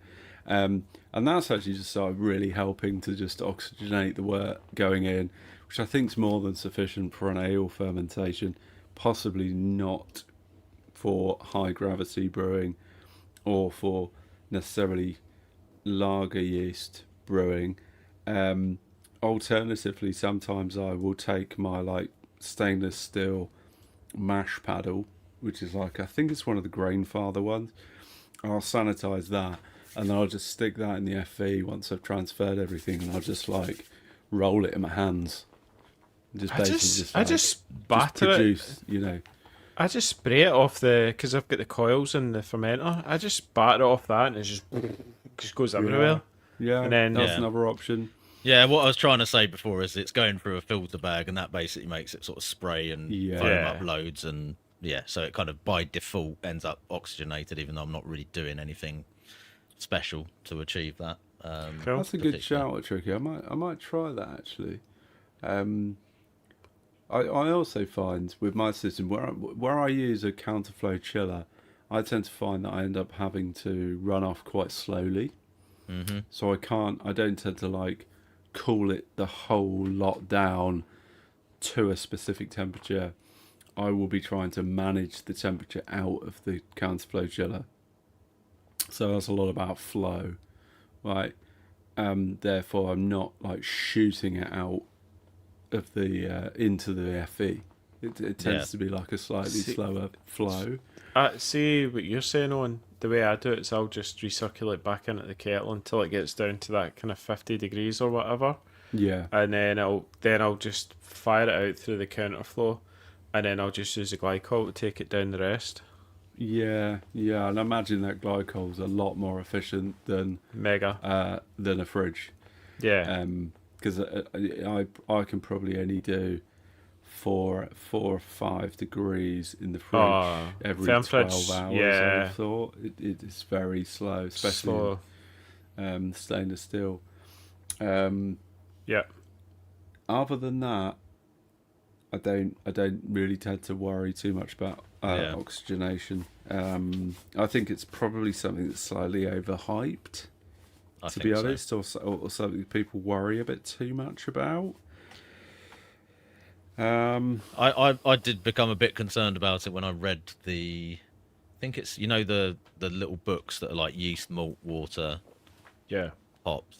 I think it's in the yeast one. Well, it would be in the yeast one, yeah, where there's like a section about oxygenation and how basically you can't possibly oxygenate the wort sufficiently just by splashing it, and Yeah. everything's inadequate oxygen level for the yeast, and read that. Oh no, have to really make a big effort to this, but I just don't think it's as much of a factor as that. On paper, the scientific sort of version of it makes out that it's a massive issue. I don't think in reality it is. Just use the olive That's oil a good deal. trick. Or do I'm- that, yeah. I'm also like, where do you get pure oxygen? Yeah. I'm not sure you can just go and buy that. Well, I think you can. Can you? Yeah. Is it food grade though? Yeah. Don't know. Plus, like, do you really want a tank of oxygen? No. The No, I chances don't, of me no. setting myself on fire are high enough as it is. I don't really need oxygen in there to accelerate that process. Do you know what I mean? It's Yeah, it does add a level of risk. You know, I think if you had an inline carbonation stone, that would be a great solution. You could just sort of have a line with a carbonation stone on it, and you can add oxygen. It's just something I've like always thought about, but never really noticed that I need it. But then that said, maybe if I did try it, I might be like, I fucking think hell, my what I beers have go gone, to like, with up a major level as a result of doing this. what I go to with this is like, how many commercial brewers have you been to where they've gone, oh yeah, this is the oxygen tank that we use to blast oxygen into the brew every time? I've never seen that. No, Like, ever. no, I agree. So for me, that's enough at that point to go, yeah, I probably don't need to worry about that. Awesome. Slow cold crash versus cold crash for ales and lagers. Any real difference? Fast cold crash versus slow cold crash. That was. You said cold crash. I was like, what? I was Did I? like, what? Yeah, he Slow does, yeah. cold crash versus fast cold crash. Apologies, had a few beers. That's now. all right. Right, I watched. I think last podcast I shared a really good webinar video from Escarpment Yeast Company that was about lager brewing, and that talked a lot about what's going on with yeast at a fairly like biologically chemical level, which talks a lot about the benefits of a slower cold crash and not pushing it too quickly, too fast, and how it can help with clarity, can help with head retention. There's quite a bit of research out there that will support this. That said, are the benefits materially worth the? Is the is the juice worth the Yes, squeeze, lagers, basically? yes. Lagers, yes. Lagers, yes. Where clarity is really important, I would say yes. I don't think the head retention thing is that significant in my experience. I've fast cold crashed a lot of beers. I've gone from 20 degrees down to 1 in the space of 36 hours and not really seen a significant impact. You also have to offset when you're doing hoppy beers and the fact like how long do you want the beer contacting with the hops. If you're only crashing 4 degrees every day, like you're almost starting to cold crash immediately. There's other things that you just have to sort of consider. So I think it's style dependent, right? Yeah. I agree. Yeah, I think if you're dry hopping stuff, then maybe like don't pay so much attention to it. If you're doing like more malt forward, where clarity is important, then maybe pay a bit more attention. Anecdotally speaking, I've been doing the sort of slow crash with most of my lagers recently, and I feel like it does help. I think that they end up just more drinkable more quickly, like that way, whereas they probably need to be lagered for longer. I've done the fast crash after the fact. That again, this is totally like just off the top of my head, like the feeling that I'm get from it. And I feel like even though they're obviously they are spending longer in the fermenter to be clarifying and getting clearer, just by the fact that slow crash means it's going to be in there for a few days more. I feel like the overall amount of time that it then takes for it to drop really like pin bright is a bit faster doing it as a slow crash rather than a super fast crash. Might just be because there's less material going into the keg after you've done that, or whatever. I don't know, but I think there's worthwhile benefits doing it for lagers. I don't really see, similar to what Owen was saying, that there would be much point in me doing that where I want to get the beer off of, get the beer off of the hops for a hazy IPA or whatever it might be. Yeah. Because that was the thing. The last beer I just did there was an IPA, and I rapidly cold crashed it. Whereas I have been an absolute advocate for slow cold crushing on lagers. So, but Yeah, then, well, you got me into it, so yeah. Cool. Good man. I'll give you a round of applause, Andy. Trailblazer. Most brewers dry hop after fermentation. What are the pros and cons of dry hopping at High Krausen? Well, that's a loaded transformation, question. isn't it? that could be a whole podcast on that question. I It could think. be, couldn't it? What's the TLDR version? Oh, it's biotransformation. Potential If you do it biotransformation as a by benefit. tracing. Yeah. Potential negative, longer You exposure blow time off. to the hops, so you might end up with, more vegetal or green flavors because they might be in there for a week or longer if you're doing it. Yeah, that but then stage, you can blow off a lot of the Yeah, aroma as well. volatiles could go out the, out the airlock or the spunding valve. What do you boys do? I generally don't do active fermentation hopping with pellets, but I do it with liquid hop products like Spectrum. And yeah, I don't really buy into the whole sort of double dry hopping thing personally. Oh, but Unless I'm following a recipe that calls for it, or it's such a big dry hop that I feel like there's going to be benefit to splitting it up. In some double way. dry hop. They used to call it a double dry hop because it was double the usual that they had in the beer at the time. So they would call it was just double the amount of hops. Yeah. It wasn't, and then people then took that they were putting 2 lots of dry hops one after the other, but each has their own advantages, I suppose. Like, Yeah. I mean, there's pros and cons for either way of doing it. So, What are those pros and cons there? well, like we're saying, if you're getting Contact biotransformation, you might get a different flavor profile from the hops. If a portion of it is going in at during active fermentation, in the case of a double dry hops, you might have 2 different sort of flavor profiles from the same hops. Even if you're doing that, doing a bit of both.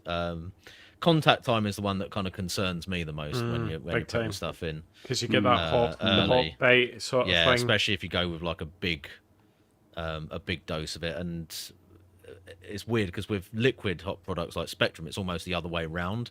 If you do it late, you end up with that really green, harsh kind of grassy. astringent flavor. Whereas if you do it early, it sort of like almost blends it in, and A wee bit better, I don't know yeah. whether it is Calms biotransformation it or whatever, down. but it sort of I think takes it's that, our that scale. edge off of it. I think those sachets are too big for homebrew Well, size. it is on like their actual guidance for the products as well. So they say the same thing to commercial breweries, which is like, put it in early if you want it to be like super fruity and, smooth tasting. If you put it in late, it's going to be very resiny and bitter. So it's literally, they literally have that in the guidance document for the product. So I don't think it's necessary just for the homebrew scale, but yeah, I don't know. Other disadvantage or pros of dry hopping at high crowd? I think there's an aspect of the hop creep comes into that. Is that right? Like hop creep is less likely if you're putting it in during active fermentation. It would be, yeah, for sure. I always like hop creep happening anyway because it's going to happen either in your fermenter or out of control somewhere else once you've kegged it. And especially if you bottle that sucker and send it off to a comp. Yeah, I know what you mean. It's like you'd rather have it happen then than further Yeah, down the line once just it's work it packaged, in. right? So Yeah, just make sure that your final gravity's high enough that, once it's settled down, it's still drinkable sort of thing afterwards. Yeah. yeah. Yeah, I mean, just to sort of chip in my tuppence on this is I think there's a difference between dry hopping at High Krausen versus dry hopping when there is some remaining, say, last 3 or 4 points of activity, where you still have fermentation going on, where you can still achieve biotransformation. Yep. Then you're getting into like when you talk about High Krausen, you're almost getting into like hop dipping, which is like then, well, why not just put the hops in as you put the beer into the FV, and allow then the hops to just sit in that beer until it's finished. Depends how fast your fermentation's going to be and how quickly you're going to turn around the beer. But if I do active fermentation dry hop, I will tend to also then do a post fermentation dry hop as well, because then you get the benefits of both, which is that double dry hopping idea. And it might be that you'll go smaller, and I've tended to go smaller dry hop into active fermentation, larger dry hop post fermentation, and you kind of hedge your bets on the fact that you drop the beer to like 12 to 14 to 15 degrees, where you're going to start to drop some yeast out. And in fact, if you cold crash to that temperature, you can start to drop some of the yeast off before you then dry hop. And then you're going to almost potentially prevent hop creep as well. Which obviously, like, hop creep in itself isn't necessarily a significant problem. And I say that in the sense of if you gain a point in terms of it becomes a slightly dry beer, so what? The problem with hop creep is more that sometimes it can create off flavour problems. So you might find that like diacetyl becomes an issue. Yeah. Because the yeast it isn't active enough to be able to clean up after itself. Personally, I haven't really ever had that problem, but so anyway, we've dived into that a bit too much detail, but what's the TLDR answer will be biotransformation, cons, long contact with hops. Next question, please. How much impact does mash hopping and first wort hopping have, and how do you calculate amounts? Should we take the first wort hopping first? That's the easy one, isn't it? Probably really? an easier one, Yeah. right? Yeah. So my understanding of it, and I guess my first-hand experience of it is like you just get a slight softening and slight rounding of the bitterness. It's a quality of bitterness thing. It's maybe just not quite as spiky, but it's very marginal. I think if you ran it for a Brilosophy experiment, you'd probably find no one could notice the difference. So I'd probably call it one of those bullshit things. Probably. Yeah. Just for the benefit of anyone who's not heard of that term before, by the way, first wort hopping is putting your bittering charge into the wort basically as you're getting your first runnings out of the mash tun. So it's where you can't be bothered basically waiting for this. Or the you boil, want to and you just avoid chuck it in. forgetting to put the 60-minute addition in, and you put it into the kettle straight away at That's the what I beginning. do. And I mean, in terms of like measurable difference, it will mean that your IBUs are slightly higher just because it's exposed to hot wort for a little bit longer periods, yeah. as the It's like a as the couple of boil is IBUs or coming up something. to temperature. Yeah, so it usually adds a few IBUs on. And as far as whether or not it makes for a smoother bitterness, I've done it a few times, and I've done plenty where I've just done 60-minute additions, and I've never noticed any obvious difference. So It's literally it's can you be bothered? I generally do a first wort hop because it's just easier at that point just to chuck it in. No, I like doing it just like literally one less thing to forget. I'm like, I put it in the kettle now, and then it's done. Like, 100%. Yeah, I tend to find that I'm weighing out hops during the mash. Yeah. So therefore, like you've got all the hops there. You're just like, as soon as you've done the sparge and you're onto the boil, you're like, just chuck it in. Yeah. All good. But I would probably say it's probably a bit of a bullshit thing. Mm-hmm. Mash hopping, slightly different kettle of fish. How do you calculate amounts? I've done a bit of mash hopping, but I'm not an expert on how. I've only done it the once for the fialized beer that I made for a video. The general consensus is that you'll get about 30% of the IBUs that you'd get from a boil addition at 60 minutes with mash hops. Don't know how accurate that is, but yeah, you can basically put the amount you're putting in at mash hop as a 60-minute addition and then reduce that to 30%, that might be the amount of IBU you should get from it. In terms of the actual, like, why would you even do it in the first place? I mean, I don't really... obviously, with the modern take on stylized beers, the idea is to try and get more file precursors into your wort by doing mash hopping with hops that are rich in those compounds. Those can be like certain noble hops as well as the more modern varieties.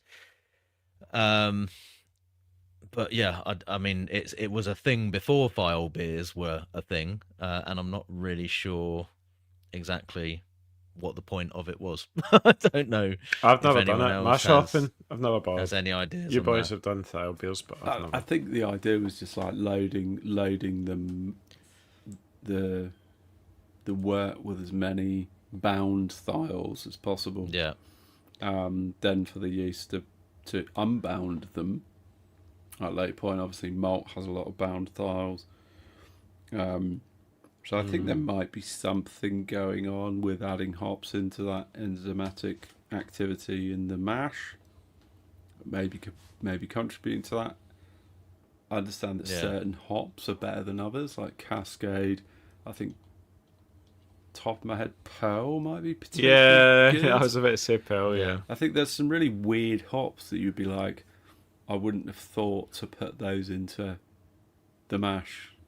You'd be thinking, oh, Citra, Mosaic, but no, it's Cascade.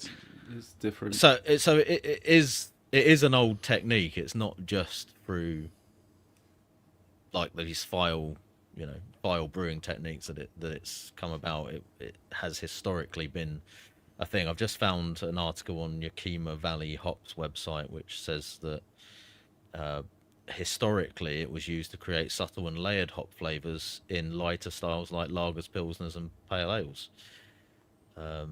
which is quite interesting.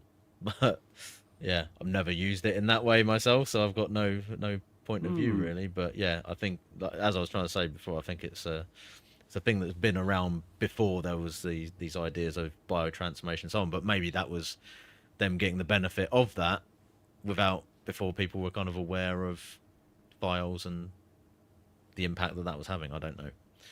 Pure speculation at this point. Who knows? Hopefully we've covered that one for whoever asked the question. Hop additions. Who's going with the next question? So does temperature have an impact on flavour and aroma, as in Whirlpool at 80 or 70 or 60 C, or dry hop at 20, 14 and 12? I'm not talking about the alpha acids, strictly flavour aroma. Like, temp can affect flavour profile at least, but for very different reasons. Theoretically speaking, yes, Yeah. it should, because all the volatile compounds within hops will have different flash points in terms of when they evaporate and sort of, come out of the liquid, and in some cases might start to actually disappear. So, the kind of conventional thinking is sort of if you can lower that temperature more, you might retain more of those. But then to counter that, you also have to kind of think about, well, are you actually kind of fully liberating some of those oils and stuff from the hops if you're doing it at a very low temperature, which... Because and again, I don't have like the scientific knowledge to say. Yeah, whether but or not tricky. that's See actually a the thing. new IPA. I'm sure they were talking about the higher the Whirlpool temperature was, the more citrus sort of flavors you'll extract. Whereas if you went lower, it was starting to get more woody and creamy flavors sort of thing coming out. It will favour certain essential oils more at different temperature ranges. So in that sense, then it definitely will make a difference. It's just incredibly hard to predict exactly what that effect is going to be. Like, you can't say what you could do it at this temperature and your thing is going to taste a mango or whatever. It's like, but you could do different temps, because your Whirlpool you can slowly bring it down. So you could just go right at the start, you just go right, I'm going to split this into 3 of the Whirlpool amount, say it's 60 grams, I'm going to put 20 20 20, right, 90 degrees, in goes 20. And then as it goes down past 80, right, there's another 20, and then 70, right, there's another 20 sort of thing. I think that's probably a good approach, right? Yeah, and then you can get all sorts. Yeah. Yeah, a real It's like- broad. It's like hot bursting with temperature rather than time, Yeah. Yeah. which is kind of a novel idea. I'm sure I've sort of played with that a little bit. I'll let you before, guys finish actually. this one off while I go and grab my commercial beer. Yeah, go Right, nuts. okay. Yeah, I'm sure I've tried, adding a certain amount of hops at different temperatures. I've done that. And then whirlpooling is an interesting subject, right? In terms of like, do you put your PID control on to maintain a specific temperature, or do you? I tend to reduce the temperature down to below, like to the target where I want it to be. I'll add the hops, and then I'll just turn the elements off, and I Yeah. will whirlpool for as long as I want to, Yeah. and I'll allow the temperature to sort of drop across that range, which I Yeah. guess to some extent Which is what achieving I the was just same talking thing. about. Yeah, yeah. But I remember sort of reading some stuff from Scott Yanish talking about how he was whirlpooling at like 50 degrees and 55 degrees centigrade Celsius. Is this on his blog? Yeah, I'm sure I read kind of an article where he's sort of playing around with it. So I think it's just another variable to play around with, as Tricky talked about, and you mentioned, Andy, is like, higher temperatures might be better at extracting linalool, which would typically be your more citrus Yeah. character. But that's going to be very dependent on which hops you're using. Yeah, exactly. And what Yeah. oil content they have. So really what you've got is you've got arguably like tens if not hundreds of different hops, and then you've got within each of those hops a different oil content, and then you've got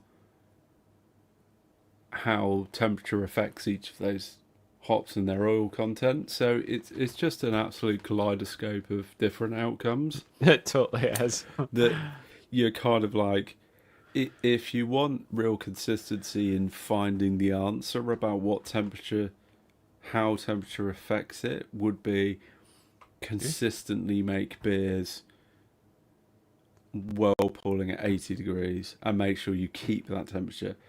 Then make a series of beers whirlpooling at 70 degrees, keep that temperature, see what you think is the difference. I don't think that there's any robust insight or data, given the scale of that data set that you would need and the level of experimentation that you would need to draw out a statistically significant finding. Understandably, like I don't think there's any research that would tell you the answer to that. Would be Cool. my view. There you So, go. Should there we you go. take it? Should we take it to the commercial break now that we've got Tricky back? Yeah. I mean, we could talk a bit about dry hopping at different temperatures.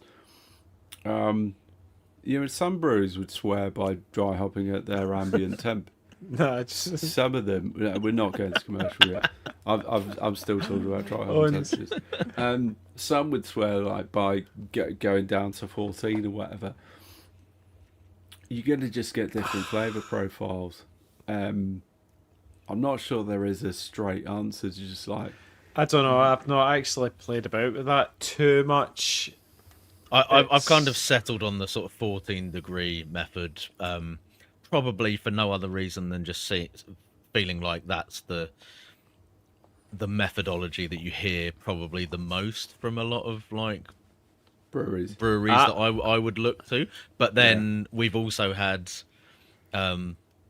people like Tom from Bullhouse come on and go, well, we just dry hop at 18, 19. normal fermentation temperature. Yeah, and because- his beers are fucking great. And so and it's they're like, super clean, yeah, drinkable. Yeah. so it's one of those where I think it's just do to be honest, do what works for you, and you might get better results at 12 or 14 degrees. You might get better results wonder- at 20. Tricky, I always wonder if I've started dry hopping back up at the 18, 19 type temps because that whole sort of the enzymes breaking down the sugars and then re-fermentation, I kind of want to get rid of any of that sort of diacetyl or anything going sure. on, because I just want it to clean itself up, and if it's at that 18, 19 or whatever the yeast spec is for it, right, where it's happy, then it'll do its cleaning up stuff, and then I can then get. If I send that beer off, it's not gonna re-ferment in the bottle or whatever. Yeah, that makes sense. Before we jump to the commercial break,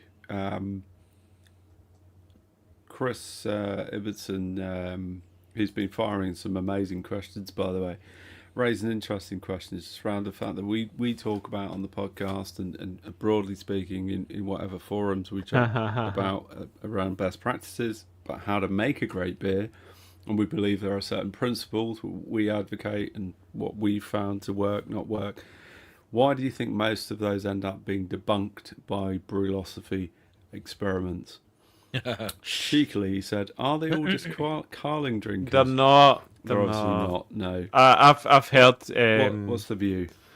Because they talk about this, how their testers and all that are actually, they are guys like ourselves, and it's they do go through these things, but when it comes to just putting them side by side and drinking them, it's just it just always, like in that show, it turns inconclusive, and you're always shocked when there's actually a significant statistical difference. Like, you're like, whoa, no way, that was actually worthwhile doing this sort of method.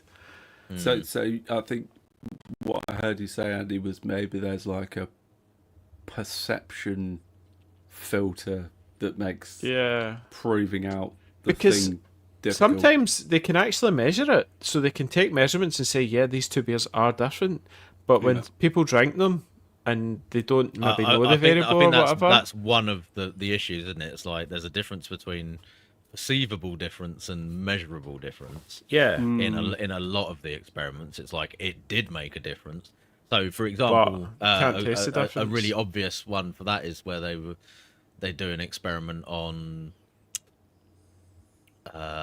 mash temperature, and it was like they produced one beer that was at a certain ABV and another beer at a quite drastically different ABV because the final gravity was different. And then he gave it to the taster, and I can't taste the difference. It's like, so yeah, but that's not proving that it doesn't do anything. It's just proving that they couldn't taste the difference between a higher strength and a lower strength version of the same beer. Which, if it's a really, if it's a quite simple recipe, you can kind of imagine, well, it might be quite difficult to do that on a triangle test. That's amazing. All other factors being the same. So that's one issue for me, is it's like, what are you actually testing? Yeah, don't worry. If you're not testing like a measurable difference, you're testing whether people can actually detect it. That's like a whole different, do you know what I mean? That's like a whole different test or experiment that you're doing there. You're testing people's palates. But that's the whole thing. Beers to be drank. No, it's not. No, it's not to say that makes it completely irrelevant, but it is a thing to say, well, just because they can't taste it doesn't mean it's not having an impact, right? And then my main issue, and I think we've talked about this at length before, is that it's just a one-shot, data set. Basically, it's like you've got one. It's only ever based on like one beer or two beers that are brewed side by side. Yeah. It's not done to get anything that would even remotely constitute like valid data, you need to have repeated, experiments to do true. that, and it's just don't have time. Again, that might still correlate to what the results would come out as anyway, but you just can't treat that as like legit data when it's just on literally one data point. Really, I do love the whole thing that you try and do all these things and then people can't just taste the difference. So I think that's hilarious. Yeah. And it's like, just go and brew a beer.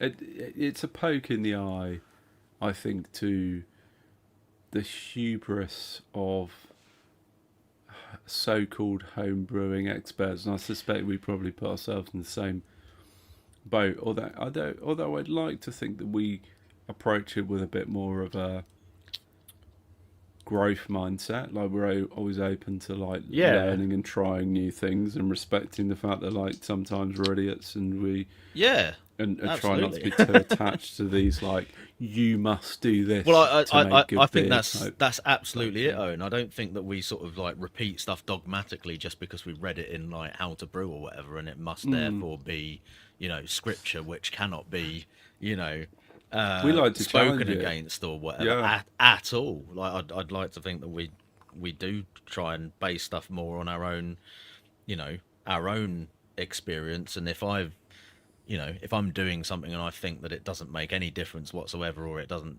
render any kind of improvement in my brewing, then I'll be happy to say, well, I tried that and I don't think it's really worth the hassle. But that also doesn't mean that it might not be worthwhile doing for somebody else. So I think that's, we take. I think we collectively take the approach of we base our opinions on our own qualification and quantification of our own experience, right? Like I genuinely try to do something and then decide on whether we think on it worked or didn't work, or whether it has value or doesn't have value. But I think we collectively try and challenge the ideas that are there. Yeah. I don't think I'd like to think that we're not too dogmatic. And I agree with you, Chucky, in terms of Brewlosophy. I think that I don't want to bash Brewlosophy. I think I love the show. Honestly, great. I love that show. I watch a lot of it. I think they deliver a great service.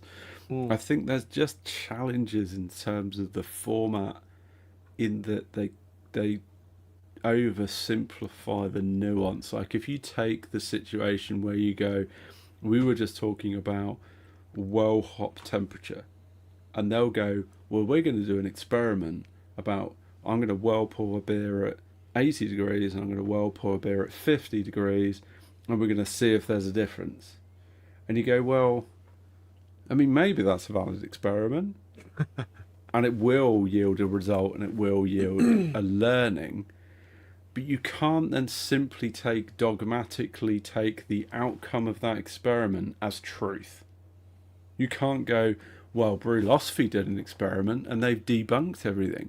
That's not scientifically true. It doesn't matter what temp you will. Right? That's like me staring at the sky and saying, well, I think the sky's blue, so therefore it's blue. And I've asked 16 other people as to whether they think it's blue. There's more nuance, and there has to be. You cannot rely on a data set of one experiment, as Tricky talked about. You can't rely on one brewer to go, well, I've made 2 beers. They seem to put so much kind of importance on the fact that they've got a wide range of tasters and that they're doing a triangle test, and that it's statistically, blah blah blah. But fundamentally, for me, like the limiting factor is you've only got this one beer or set of beers that you're tasting on. I'd rather they had just the brewers themselves doing the tasting, but they had 10 brewers doing the same experiment.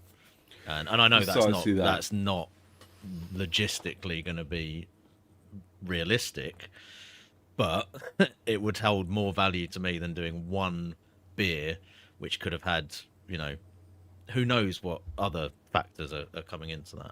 So yeah. So it sounds a bit like I was bashing it, but I think the challenge is like the learning process through Brewlosophy is going to just be quite slow because it's just one experiment. You take the lager fermentation temperature experiments that they've done, where they've gone, we fermented a lager at 12 degrees and we fermented a lager at 21 degrees and no one could perceive a difference. You go, well, actually that's true of certain yeast strains. You can do that. You can do that. There's other yeast strains. If you chose a specific yeast strain that will not tolerate 21 degrees, you're going to know about it. Right? That is going to be a definitive experiment. It's going to taste like nail polish. The other one's actually going to taste like beer. But they've ignored that. And now everyone goes, well, the gospel truth is, Brewlosophy said you can ferment lagers at 21 degrees. And you go, no, you've missed the point. You've missed the entire picture. So everyone needs to understand that nuance when they start to watch Brewlosophy and not think that they can ferment all lager yeast strains at 21 degrees. Yeah. So I think that's my soapbox moment over. I'm going to tuck it back. Probably right, should we do this commercial? Let's go to commercial. Oh, so this do a quick rapid fire commercial break as well. Yeah, let's do it because we're at 2 hours 5 minutes already. Who's Andy, first? go. Yeah, so I've got a beer that I was meant to drink last week but never got around to it, and it's West's Wild West, and it is a unfiltered lager. I thought this was actually an IPL, but it says, I'm thinking actually GPA. Well, is GPA? I don't know. Anyway, it does say grapefruit. It's meant to be grapefruit sort of thing. Full-bodied hazy and grapefruit, right? But see in the nose, it's like pure cereal. You know that sort of, when you get that sort of early sort of like lager sort of thing, and it's like that super cereally sort of not malty, but like definitely grainy sort of thing on the nose, with a bit of sort of kind of fruit. Is it fruit? Kind of berry fruit or something maybe, but kind of, yeah, it's nice. Smells nice. It's good, and then the mouth is super grainy, super kind of grainy lager with that sort of berry. It's almost like a kind of Hersbrucker sort of berry thing on the back, but then where they put grapefruit, I'm like, if they put like Cascade in this or something weird, you know, if they done something like that. I don't know about grapefruit. To me, it's more like a Hersbrucker type hop sort of thing going on. But yeah, it's like it's nice. It definitely tastes like an unfinished lager. It's like if I had that in the home brewery, I would be like, right, I'm gonna leave that for another couple of weeks to clear up, sort of thing. But that's the whole idea. It's an unfiltered lager. Yeah. So Is that just a marketing ploy to say we've made a slightly shit lager? We're just going to call it No. unfiltered? no, because Ooh, you cynic, you Owen. no, because this beer has been about for quite a while now. Definitely, Wild West has been I think they just don't put it through the centrifuge, so you're getting more flavour from it. Do you think they have a centrifuge? Yeah, I'm pretty sure they do. Do they? Yeah, West. A lot Yeah, of breweries don't. no, West. I think do. A lot of places don't. I'm sure I've filter seen- their lager. Yeah, I'm sure I've seen their centrifuge in the brewery tour, It's not a hill I want to die on, but to be honest. so I think the whole idea with this is because it's an unfiltered, you're getting more flavour, sort of thing, is their idea, and the flavour I'm getting is more of that cereally sort of, yeah, cereal grain sort of thing coming through. Graininess. I kind of, to be fair, I get the same thing from like Keller beers.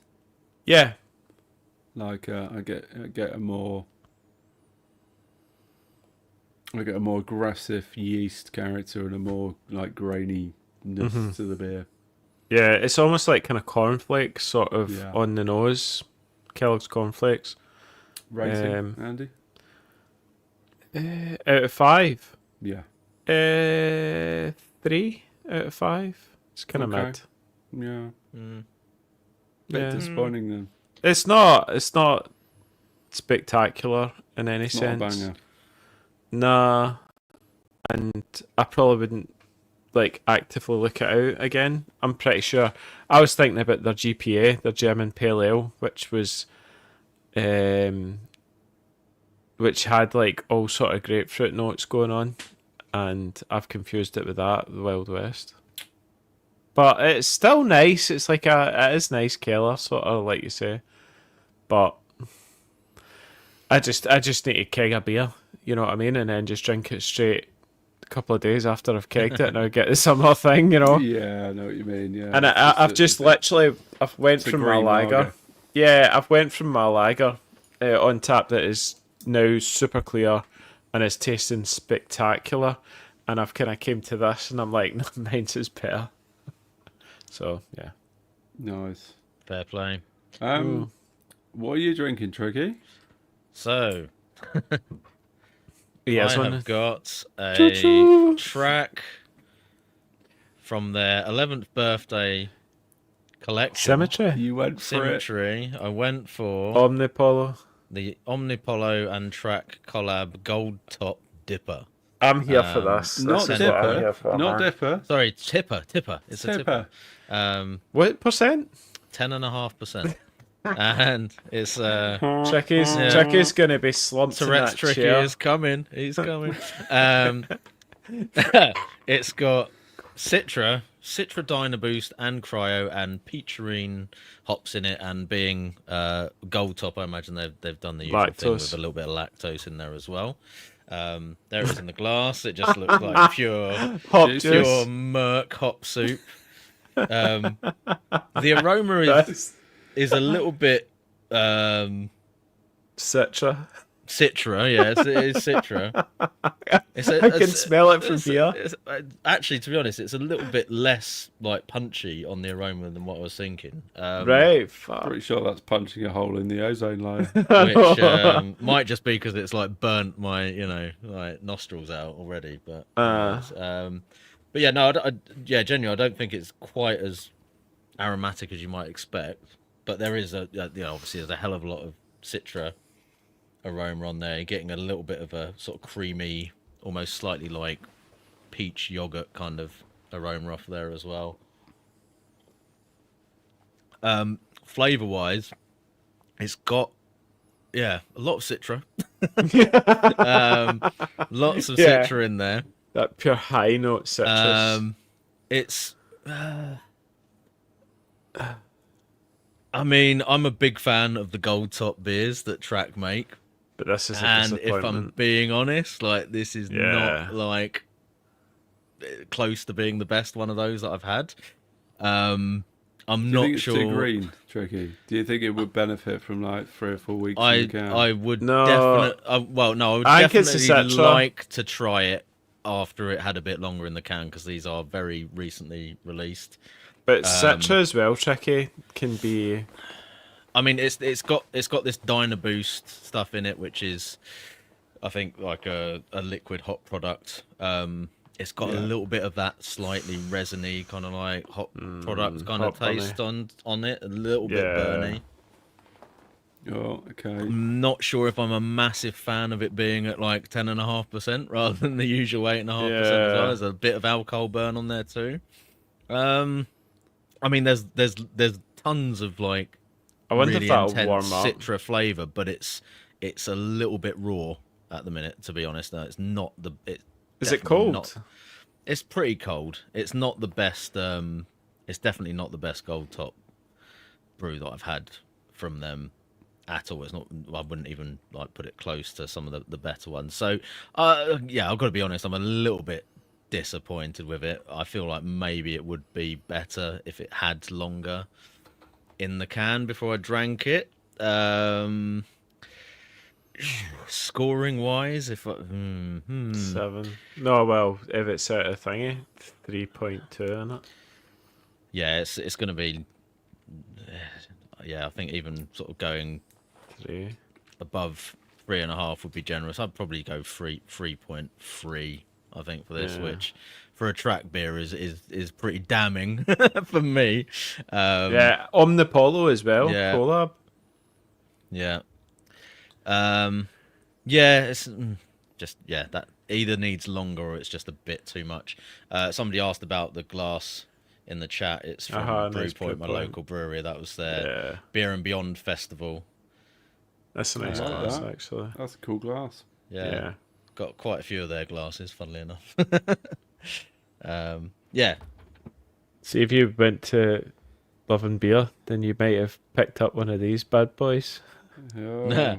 That wasn't the official festival glass, None though, of us was picked it? up one of those, Andy. Brilliant. Naughty.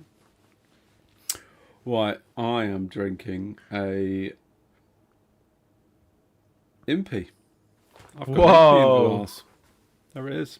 Yeah, boy. Son. Yeah, boy. So this is a supermarket purchase, actually. Holy shit. A Yeah. supermarket MP. Have a guess who it's from. Evocation. No. Who's big on supermarket? Northern Monk. Scottish. Oh, Overtone. no. Oh, of Vault course, City. Vault City. Vault City. That's so Vault cool. City are obviously very, very famous for their sour beers, but they do also produce some really awesome imperial stouts. And what's really interesting about this beer is they put their Impy Stout into a 330ml can. A So it's 330? it's just like this little can, Oh, that's perfect. and you're like, that makes so much sense. Like, I do Yeah, not want, I don't want a ideally, half an litre. 11% beer in a 440. No. Arguably slightly too much 11% beer. Also, Yeah, for yeah, yeah. pricing as well, like makes it a little bit more accessible. Doesn't it? Exactly Yes. that. So this is their gingerbread latte imperial stout at 11%. Oh, Final Gravity Brewing's also got the gingerbread one as we speak. Yeah, and I spotted it, and I was like, because of course I bought it in Sainsbury's actually, so they had the 4 for 3 deal on. I also bought a beer from, just this little side project conversation, I also bought a beer from St Ives Brewery because they had a beer called Alora, which was Oh, which was all yeah, I wonder what's hot. in that one. hot. Yeah, Yeah. have a guess.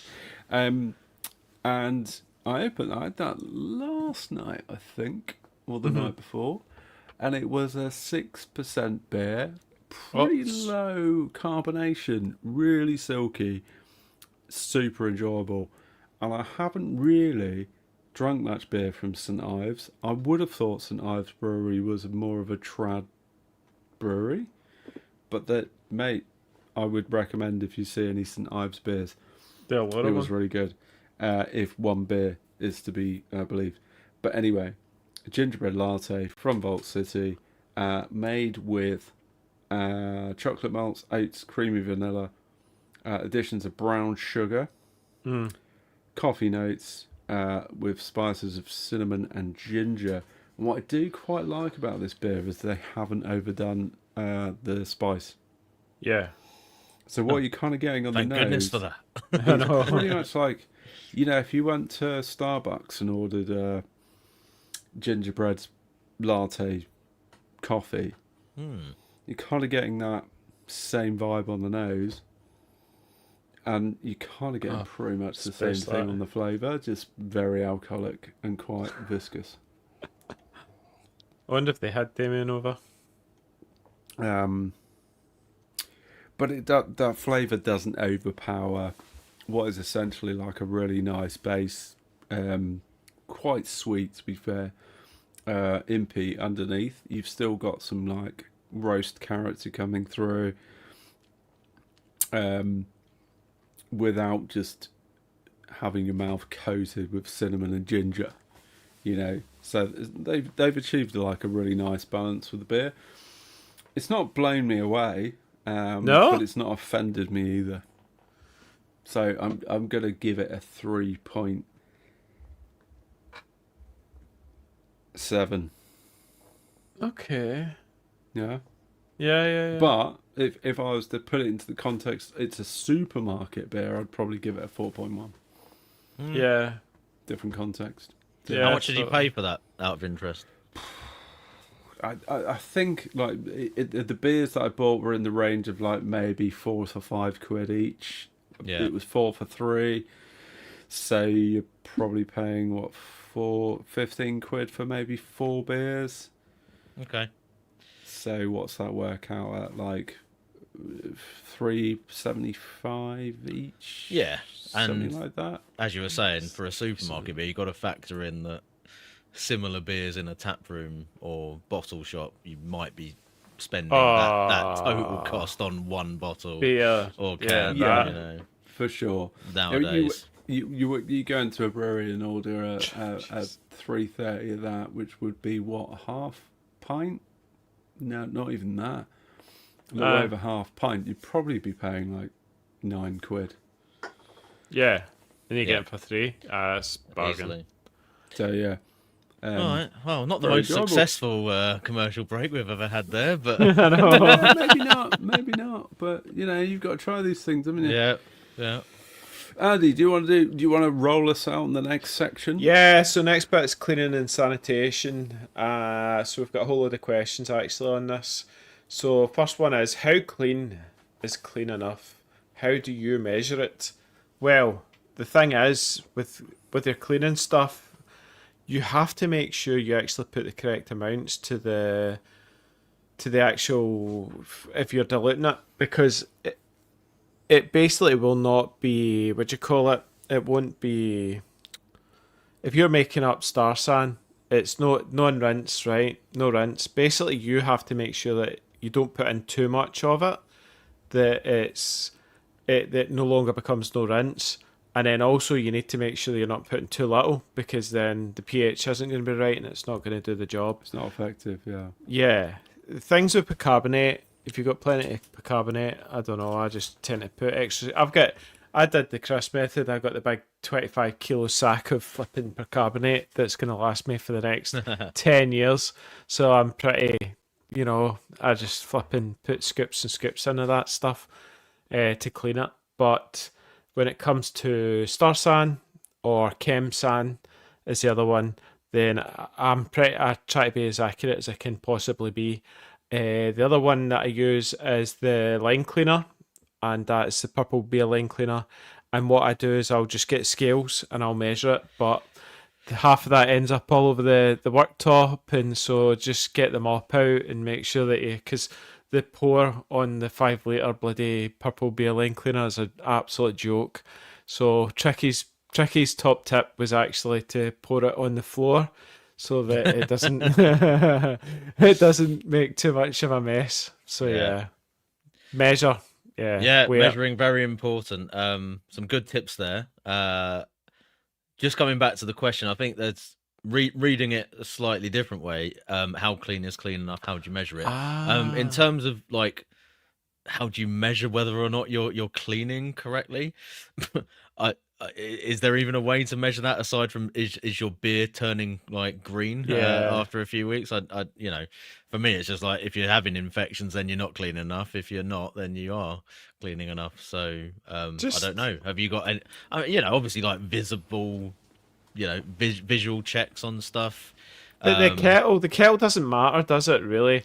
I mean, if it's a bit stained, like your absolute favorite teacup, the kettle. Internally, I wouldn't worry about like build up of staining and stuff like that. It's nice to give it a proper clean every so often and bring it like up to back up to shininess or whatever. But the external parts of it, like taps and valves and stuff like that, are definitely worth digging into from time to time. If you are running a really good cleaning regime where you're recirculating hot cleaning solution or whatever that might be, percarbonate or PBW or whatever, through them, that will hopefully help to like take care of any grot that's building up in the taps. But take it apart. I bet you do a deep clean every so often, because when you actually like break down that ball valve, you'll find that little void behind the metal ball can sometimes be hiding some pretty nasty shit.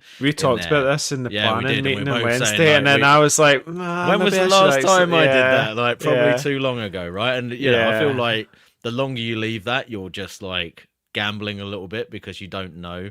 And that that little void behind there might be kind of protected from the heat. But the other thing is, to the point where you open the valve, we're boiling it and circulating it, so we're trying to kill anything. Okay, there might be and actually that's probably the thing that saves me a little bit, is because I'm recirculating through that tap to feed the whirlpool, boiling water, right, with boiling water, and then it's going out of that even while I'm chilling, it's still recirculating, so it gets plenty of time exposed to very hot work. But you can't clean dirt at the end of the day, so eventually if it gets so rank something might carry through from that. So that's worth thinking about. But in terms of like actual quantitative ways to measure your cleaning, I'm not really aware of a way to do that unless you're doing some kind of like biological analysis. I have no idea. But there's a simple very quick answer to this question, which is it visually clean? Yeah. And if it is, have you sanitized it? Yep. Questions done.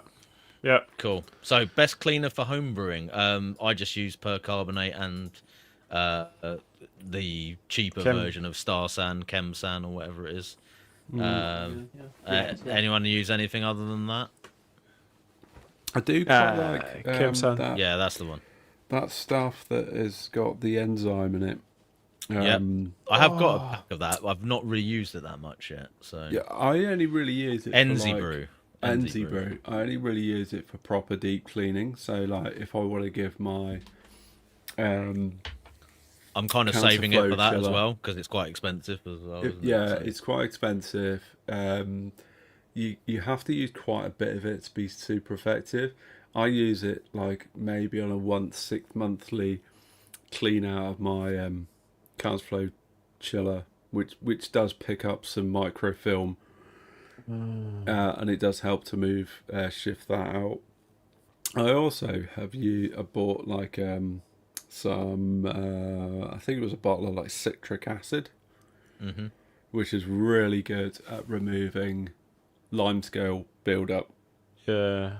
So again, you can't see inside your counterflow chiller. No. Yeah. There's certain things you can't see inside of, and when I've used that, it really does sort of bring a lot of that sort of back up to spec. Does it? But that's like I say every 6 months. That's a totally bullshit. Total bullshit lie every 2 Total years. bullshit lie.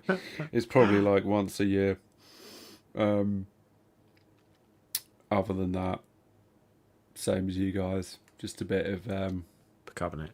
carbonate. Yeah. Yeah, Yeah, and just normally. to point out, like PBW, the main active ingredient is percarbonate, and that OxyClean is basically percarbonate based stuff. So you can buy just Boom, straight sodium Like percarbonate online for a lot eBay. cheaper than most of those things. Like So a 20 kilo, buy a sack 25 of it, kilo yeah. sack. Yeah. even the 5 kilo tubs will come in a lot cheaper than like the equivalent weight of a branded cleaning product. So Correct. I would PBW is basically just percarbonate with lots of water bufferers and various things in there to help it to be more effective.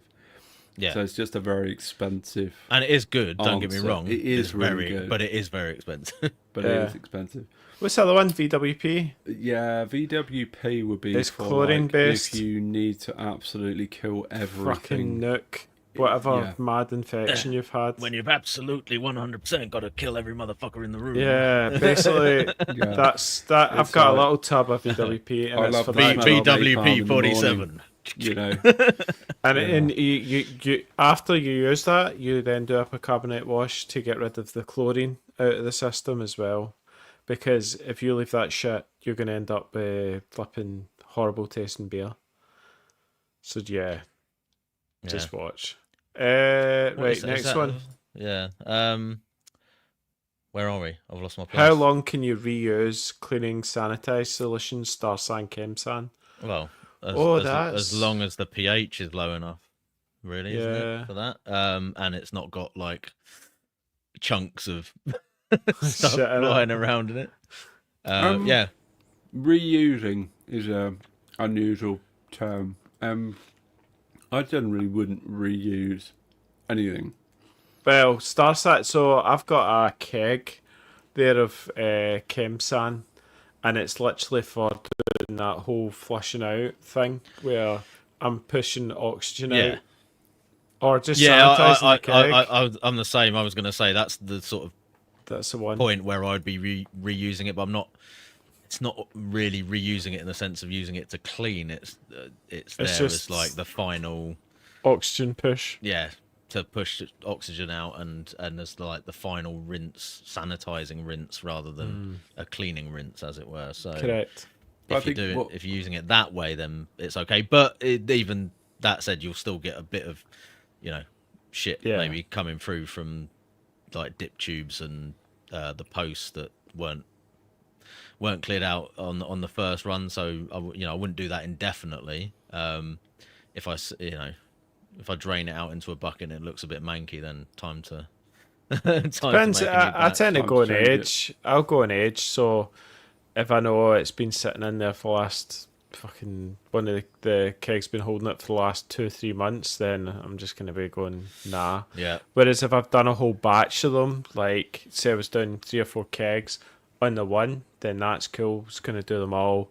Yeah. Maybe the following week or the week after, yeah, cool. But then once you start going into, yeah, that's 3 months old, yeah, that's getting tossed. Yeah, I mean, I'm of the view that how much Kemsan do you have to use for a full 20 litre keg? 20 mils? It's like 5 litres is 20 mils. Was it so Is it 4? Is 10 it 40 10 mil 10 to mils 5. 5 litres. So it's 40 mils. 40 mils. 40 mil. How much? Yeah. How much does it cost for 40 mils of Kemsan? Not much. Sure not. A Well, it quid? depends how big a bottle you buy, doesn't it? Because Yeah. it's a sliding scale on that one. But Yeah, it's I gonna I be did, I did buy the big I'd 5 litre say container less. and then I refill I'd say that one. less than a quid, maybe. Yeah, I mean, I'm just of the view like I don't really need to worry about a quid. One's Uh, like, yeah. I'm not gonna Money! for the amount of brewing. Money, I'm not gonna, Money! the risk that comes with like losing 5 hours of fucking work to make a beer versus a quid, like I'm not reusing that shit. No, I hear you. So for I hear you. me, I'm not reusing anything. And that feeds into the next question. What's the correct mixing ratio for Starsan or Chemsan? We've just given you Chemsan, but it is different for different products. So I can't remember what it is for Starsan. I think Starsan is a bit more concentrated, so read the bottle, basically. Don't listen to us like half-pissed idiots on a podcast to tell you that. Yeah. Good answer. Read Good the answer. fucking label, guys. Do you need to rinse off no... Is that an actual question? I'm going to tapper's ignore that kicking one. in. Sorry. No, there's a question on this. Do you need to rinse off no rinse sanitizer? I mean, Well, if you follow instructions, no. Andy. If you follow instructions, no. But if you put in a super duper concentrate, then fuck yeah, because you're an idiot. Right? What products should be used when, and what products should be used and when during the brewing? I don't. There's not enough context to that one. Delete. That's moving on. Next section: ingredients and yeast. With the variety and low cost of dry yeast, is slanting and using wet yeast still worth it? Bearing in mind that I did a video all about slanting, I suppose I should probably like chip in. Yeah, on and slanting you for love it. slanting, but check and I when's do- the last I- time you slanted. I think it's a cool thing to do, and it can enable you to build up your own yeast bank and all the rest of it. But I haven't actually used a slant for about 2 and a bit years, so I'm Because not of really the- doing it. You're doing what? You're using dry yeast? Well, the majority of the beers that I'm making, I can generally find a very good quality dry yeast to do the job for me. With exceptions though, and I will with a caveat there say that is wet yeast still worth it? Yes, if you are getting a variety that you can't access, as a dry form, or it's a Brett or lactic strain as well. Yeah, exactly. So there's bacteria that you just can't get in dry format. There's a lot of there's still there's such huge variety of different yeast strains out there that they're not ever all going to be put into dry format, and it's some of not a them West Yorkshire never ale be strain. some of them will never be dry. put into dry format, because as we've heard from these yeast suppliers themselves, some of these yeasts just don't work commercially, like as a dry yeast strain. They're not viable enough to, or the hopping pills, it robust was like enough to do it that. was like half the batch was dying, Exactly, and that's and why then- it wasn't commercially viable. So in the end we've seen them tell us that they've had to discontinue certain strains for that reason. So for me, and even where there's yeasts that are on paper supposed to be the same source, like I swear by 2124 as my like go-to lager yeast, which unfortunately for me is a wet yeast strain from Y yeast, but I just it might just be me, but I seem to get better results with that than I do with the dry yeast equivalents of it. And I've tried. what are you doing? Are you just going to Malt Miller and buying a fresh slurry? Yeah, well, I'll like the last couple of beers that I've made, I've just re-pitched from slurry out of the fermenter, so I will reuse slurry and make Get a your money's starter off worth. of that and recycle it. I did actually do a batch that I was really like taking the piss a little bit, and I'd left it in the fermenter without cleaning it out for quite a few weeks and just pitched onto the yeast cake. Yes. And it seems you to get have worked transfer. okay. You do get transfer of flavour, I've found. with Yeah, that. it was another pilsner before that, so it wasn't, it shouldn't be too drastic. Yeah. It probably won't taste exactly as it normally would, but You normally get flavour pickup. But and that's one of the things for me with wet yeast as well. Is it still worth it? Well, you can always reuse it, so it's not like it's. And like brewing lagers with dry If you've yeast got as the well. If equipment. I'm saying that I want to pitch 2 or 3 packs of that anyway, most of the time you're going to be spending £9-10, if not more, to do that already. So it's not a massive jump. Yeah, for dry yeast, so it's not a massive jump for the cost to get liquid yeast. Yes, you're going to have to maybe build a starter, and if you haven't got the equipment to do that already, that's extra cost. But the main thing for me is like there's still a lot of choice out there in wet yeast that you can't get with dry yeast. So for specific beers, if I want to brew a clone of Landlord, I'm going to want to use the actual like Timmy Taylor's yeast. If I want to brew certain Belgian beers, there's not a huge range of Belgian yeast in dry format, and there's some excellent lager yeast in dry format at the minute. But there's also a hell of a lot of lager yeast that I can't get. And if I want to try a specific brewery's yeast that is only available in liquid form, then I'll go for that. I think at the moment, the main kind of style where I'm like, I don't really need to venture into liquid yeast at any point, like going forwards, is for hazy beers, because there's so many different varieties there. You've got your sort of like standard ones like saturated. Your verdant yeast from Laumont is fairly well established now as well. But then you've got all these like quite derived strains like your Mango Madness and Pineapple Passion and so on and so forth. And you've got enough choice there just in dry yeast form to have plenty to experiment with. So and I guess your standard sort of American ale yeast or kind of West Coast ale yeast are quite well served there as well, with US05 and Brian 97 and various others. So the answer is yes. As wet yeast is still, it just depends on what you're wanting to do. But you could totally avoid it these days, I think, and I tend to be avoiding it a little bit. Yeah. Unless like Hefe, if you want to go and do a Hefe. Hefe is a good example as well. You'd probably want to go and get the Amiga strain. I've heard wetter is better, so depends on the context. That was in an entirely different context, to be fair. Well answered. Yeah, coming back to the slanting thing. I mean, like if you're super, yeast nerd and just want to build a yeast bank for yourself, then get stuck in. It's still good fun to do that. It's good fun. But it's definitely not as like valuable to me as it was at one point in terms of being able to save me money from like just storing those strains. Yeah, and you have to kind of regenerate them, like going forwards as well. So I wasn't using them enough to make it worthwhile. Is it tricky? You have to. To be honest, I found that they were viable for longer than that. So like I was re-slanting them after probably two and a bit years, I think was the longest I left it, and they were still like the yeast was fine. It still grew like and was active after that. So they're pretty good. And I would say the good thing with slants is like visually you can literally look at it, and if it's turned green, it's fucked. If it hasn't, you know that it's like that's just that yeast on the that's colonized the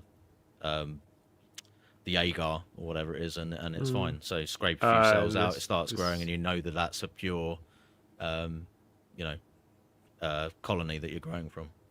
That's cool. Yeah, nice. The next question is an interesting one. I'd quite like to answer. Do you feel chemical aids like ALDC are a cheat and take the craft out of homebrew, or more broadly, brewing? Do we know what we're putting into our beverage? I guess I'll probably preposition this in a slightly different way to say, well, do you think Henry Ford took the craft out of riding a horse?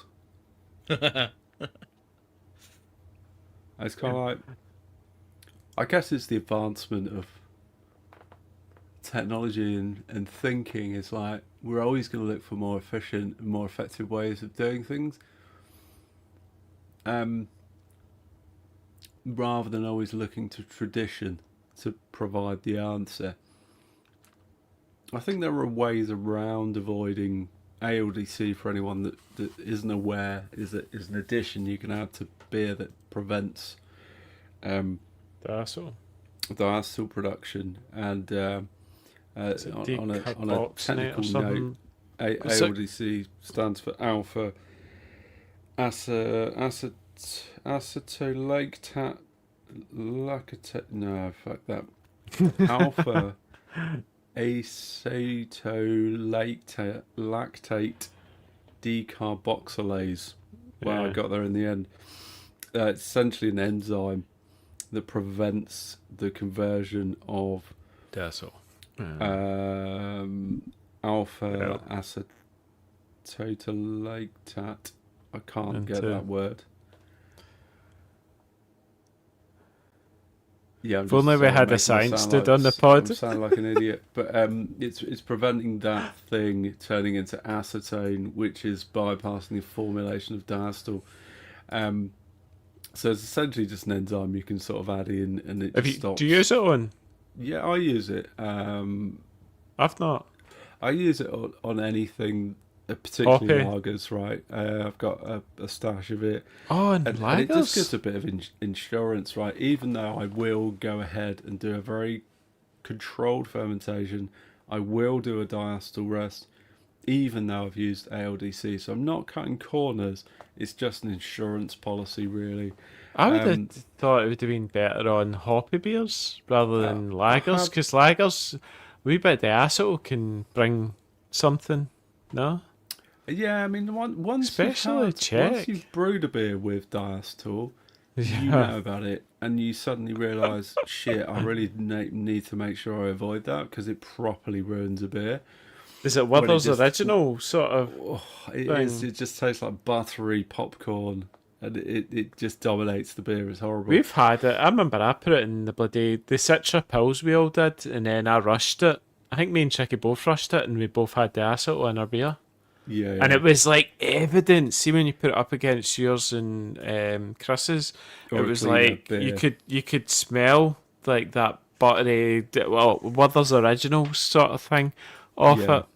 it. It's something that I wasn't always great at picking up on, actually. Yeah, from a until that sensory episode. perspective. Until at which time I kind of brewed a beer that was saturated in it, and I really got a sense for it. Yeah. So ALDC is just like a good insurance policy. The question around do we know what we're putting into our bodies is an interesting one, right? Because we can be sold all of these things like Browsol and I'm using what's the one all these different chemicals that we're adding into the beer, just assuming Clarity blindly. Thermone. Clarity Firm. That's one I ALDC, use. Oh. all these different things that you can just chuck into the beer because you're assuming that they're all safe for human consumption, which you would assume they have been tested and validated that they are safe for human consumption. And you work on that basis. I think ALDC is one of those things that they kind of say there's no evidence to suggest it is toxic or harmful to humans. You are putting it in literally trace amounts. You add like a mil into 23 litres. Take it German brewers aren't putting it in theirs then. Very, very small. No, well, I Run Heiskebot. I wouldn't rule out that they aren't. Whether to be fair, the Reinspigget is not. It is formulated into law, but it has been revised. When you actually have a look at that law, it's a lot less strict than it was 50 years ago. Yeah. You're not allowed to go chucking outrageous things into beer, but I think there is there's some wiggle room these days. I think for sure. So Cool. I think it is, if you want to call progression cheating, then Huh. that depends on your philosophical outlook. But I would say if we've worked shit then why not use it? Cool. And for the right reason. So all good. Right. Next Oh. section. We've got got three more sections. sections This to is go. this is a 5 minutes per section. Let's keep it under 3 hours. Super. Right, I want fast answers. Hop and adjuncts. Favourite West Coast hop combos? Go, Andy. Centennial, Amarillo, Cascade, sort of West Beautiful. Coast. Yeah. Andy. Old school. Nice. Yeah, Tricky. yeah. West Coast. I'm gonna go Centennial, Simcoe Mosaic. Oof. Nice. I'm going to go Cascade, Chinook, Citra, Sea hop banger. Sea Hop Banger. Nice. Knocks that off. Could Noble hops in a bowl combine Oh, with we've New got to do World the east. hops? We've got to do the Hey, East got Coast. Oh, East East Coast as hop well. combos. All right, let's go. I'll go first. I'm going to go Citra, Mosaic, Hop Revolution blend. That's cheating. That is cheating. Isn't That's it? cheating. Tricky. I'm gonna go super original. Go Citra Mosaic. Nice. Very original. Andy? I'm a big lover of Sabro at the minute. Citra, Nice. Sabro, Mosaic, maybe. Yeah. No, yeah, good combo. Cool. Nice. Right, next question. Could Noble hops in a bowl combined with New World hops relate to thiols? E.g. Yes. what Pearl can do? Yes. Yes, it definitely can. Yes. Given that certain lager yeasts are also potentially biotransformative as well. So yeah, Cool. that's enough on that. What's the weirdest adjunct you brewed with that actually worked? Oh, no. What was... Oh, did we not? Well, that worked. There's a That trick. actually that worked is the Yeah. tricky bit. Yeah. The most of them were shit. Yeah, because, like, adjuncts, you could say, like, grapefruit peel and lemon peel and all that shit. That's weird. Ginger. They're all shit. Don't do it. I know, like, sort of a weird one might be like, not a weird one, but like like a lot of torrefied adjuncts are quite good at like really amplifying head retention or body. So if you go Yeah. like torrefied wheat, torrefied barley, torrefied maize. White I don't know wheat. what Come on, let's just torrefying Chateau Wheat actually Blanc. is, but it makes Yeah. it. I mean, super this can charged. be anything adjunct-wise outside of malts as well. So any other weird ingredients that you've added in. Yeah, it's not malts, is it? Because Chateau Wheat Well, it Blanc doesn't have to great be for malts, silkiness. but it can. Be. I Um, mean, I would, I suppose, just go to the bounty hunter recipe and say like 2 kilos of fucking blueberry puree is probably the weirdest thing that I've thrown Yeah, into a beer, which I totally. didn't really would never consider doing beforehand, and that did work really well. I mean, I could name like I mean, another 4 cacao nibs, ingredients like out of that. Yeah. that was like the amount of cacao nibs in that damn thing was insane, Yeah. and it's just as decadent chocolate now. It is fucking amazing. Yeah. So, No, yeah. it's all chocolate and coconut on that beer for me now. Like the blueberry Mm. is gone, to be fair, but that's the nature of those sorts of beers when you Those age them a mine's just little like bit. cherry. It's mine's Yeah. just like pure black forest cherry and chocolate. So the fruit's still there, but I didn't put the coconut, did I? No. No. So yeah, What about weirdest adjunct you've added that didn't work? Cardamom, Vice cardamom spice. and I added rosemary. waffles to a beer once. Ginger. I fucking hate ginger, man. And beer. That's another thing. Go back to the very first question. It's like, what would you do differently? It's like work out what you actually like Yeah. before you make a beer. Like if you know you don't like ginger, don't fucking put ginger in a beer. 5 gallons of beer, yeah. And You go- I you kind of drink knew it, that go, what's I do like ginger, but Actually, just I don't like ginger. I kind of yeah. knew like what's the worst part about eating like aromatic like a rice dish or whatever is when you get a whole cardamom pod in your mouth and you go and crunch and go, oh fuck, what is that? And then I thought, oh, that'd be a good idea to try that in a beer because I'm sure that will work really well. No. Genius move. brilliant. Right, Thanks, ginger. Future trends and innovation. How do you see AI improving brewing, home brewing process in the near future? Just to add, We've got two more bullets. we did do an entire podcast on brewing in the future. Did If we? you want to check that out, is anyone using AI at the moment in their Nah. in their No, cycle? not No, we were doing a bit of recipe development, but I feel like Brewfather would probably really benefit from an AI, where it would help you design beers. I think that's the next level. I think recipe development integration is probably the thing that we might see in the near future. Yeah. Other than that, but probably not much else going on. Yeah. Well, I mean, I can add to this conversation because I'm using it a lot at the moment. Aye. I chucked the Copilot. question into ChatGPT and Copilot. To be fair, Copilot pretty much runs on ChatGPT, so it's more or less the same thing. So I asked about what HCO3 does in brewing earlier, just to sort of validate some of my understanding about how it buffers pH. I used I had a challenge with doing a lager yeast starter. Didn't start it early enough for my brew that I did yesterday. So I was asking it questions about like how long does a yeast starter generally take to ferment.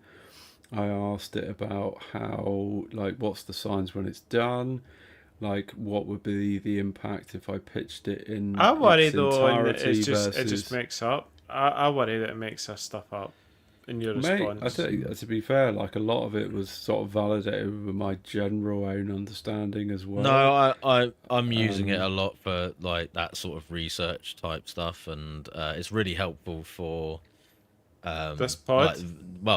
the podcast notes, and like scripting the videos and stuff as well. Like I'll sort of put my ideas down and then go like, Oh, right, okay. you know, can you like add stuff to this or you know, make it more like clarify the points or whatever on there and make it I was into a great more at that. distinct sort of script and things like that. Storyline.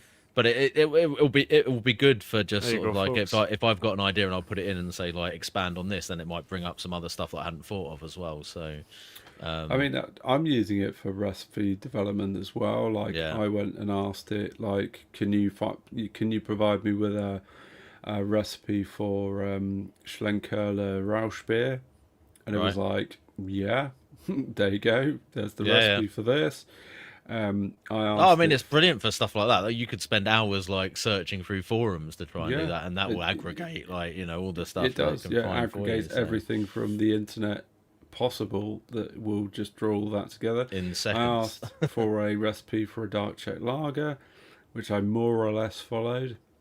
To be fair, I made a few minor adaptations, but that was awesome. I've also found that you can do something really cool where you go, I really want my beer to taste like this fruit, and this fruit. What hops do you suggest? Yeah. And it will like go, here's 3 hop combinations you Mosaic. can try. Yeah, Citra, Mosaic, and Galaxy. No, it didn't. And you can reverse engineer it where you can go, if I used this hop, in this proportion, in this beer style, in this way, what flavour am I likely to get? And it how much trust do you put in what it spits out on that sort of question? Well, I mean, though? I would need to go and test it. Like, I mean, the thing is, for stuff like that, I'm kind of like, what's it drawing on the data from that? Because it's probably just going to be the generic sort of descriptors for the hops and stuff like that. Oh, it will be, know? yeah, for sure. Rather than the actual experience of brewers who are kind of like going, well, Oh, it's unproven. it tastes like turnips, you know, Yeah. whatever it might be. So Yeah, it's unproven for sure. But there you go. I think AI's got a lot to add if you want to go and test out, try and sort of use it in your brewing process. Next question: what's next year's fashionable beer going to be? Not an answer, IPL. Andy. yeah, it's not going to be hoppy lagers. Not a hoppy lager, As that's we've for discussed sure. before. Even though we want it to be hoppy lager, it's not going to be hoppy lager. Exactly. So it's going to be a Next year's fashionable beer will be Macro Pish hazy Water, pale. just like it is Yeah. every year, because the most popular beer is still Yeah. Macro Pish Water. And on that depressing note, what will you be changing or trying in 2026?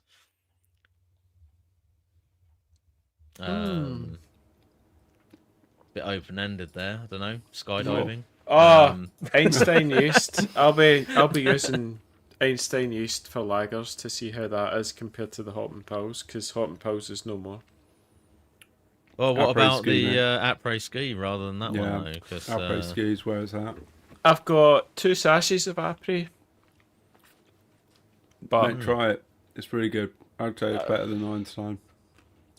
as far as Come on. like dry format yeast, I do prefer après ski to the Einstein, even though Einstein is. This comes back to what I was saying before. Einstein's supposedly the dry version of my favourite yeast, but I don't find that it delivers the same results for me. So. okay. But yeah, is anyone actually doing anything like wildly different next year? They're thinking about. I Or- mean, probably no. not, to be honest. Not for me. No, I haven't got anything planned. I'm going to make a Rausch beer. That might happen next year. Sweet. It might happen sooner than that. I Yeah. do like smoked beers. Literally that siren beer I'm going to do, the, what do you call it? Oh, what's Caribbean chocolate cake. No, thing? Broken the Dream. Broken Dream. It's got Roush Oh in right, it. yeah. Smoked malt. So I've got a bag. I think I've got 500-gram bag of smoked malt. So Sounds. whatever's left, I might just chuck it in a lager and just see what it imparts. Well, I just made a porter, smoked porter, which I used some oak smoked Vineman wheat malt in, which is just 500 grams in a overall 23-litre batch. Added a slight smoke flavour, which is cool. So I think more smoky beers will Yep. be on the horizon for me, but that's Maybe I'm mainly nuts because and- of winter, autumn type thing. I am going to be looking to do more funky sour beers next year with the view of making a Thai daiquiri style sour next year. Kettle for or I'll probably go fermenter? with a Yeah. yeast-driven sour.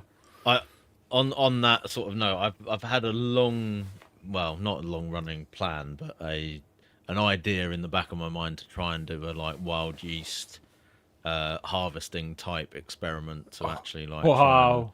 try and capture some yeast, out And make some outside baby and, puke and make beer that something you're of gonna. and make some baby Ta-wa. sick. That'll be like I'm giving up brewing after this monstrosity that I've produced. But Like a no, I've got. I mean, entire brewery with. I've got a couple of fruit trees in the garden, so there's like a big cherry tree and a plum tree at the back of the garden. So I'm you can literally see the yeast growing on the fruit when it's left out. It's not been picked or whatever. So I feel like if I put a little jar out there with a bit of wort in it, and what do you do? You put like a muslin cloth over the top of it, That's right. and then it. I feel like I might actually be able to collect some interesting wild yeasties doing that. So it's the one thing that I've not really ventured into at all. Really, is that kind of like funky, wild kind of yeast brewing aspect of things. Oh, it's a And whole it's- nother world. yeah, absolutely, and that's probably brewing. why I've not done it, because it's just like it's scary out there in the wild yeast world. So,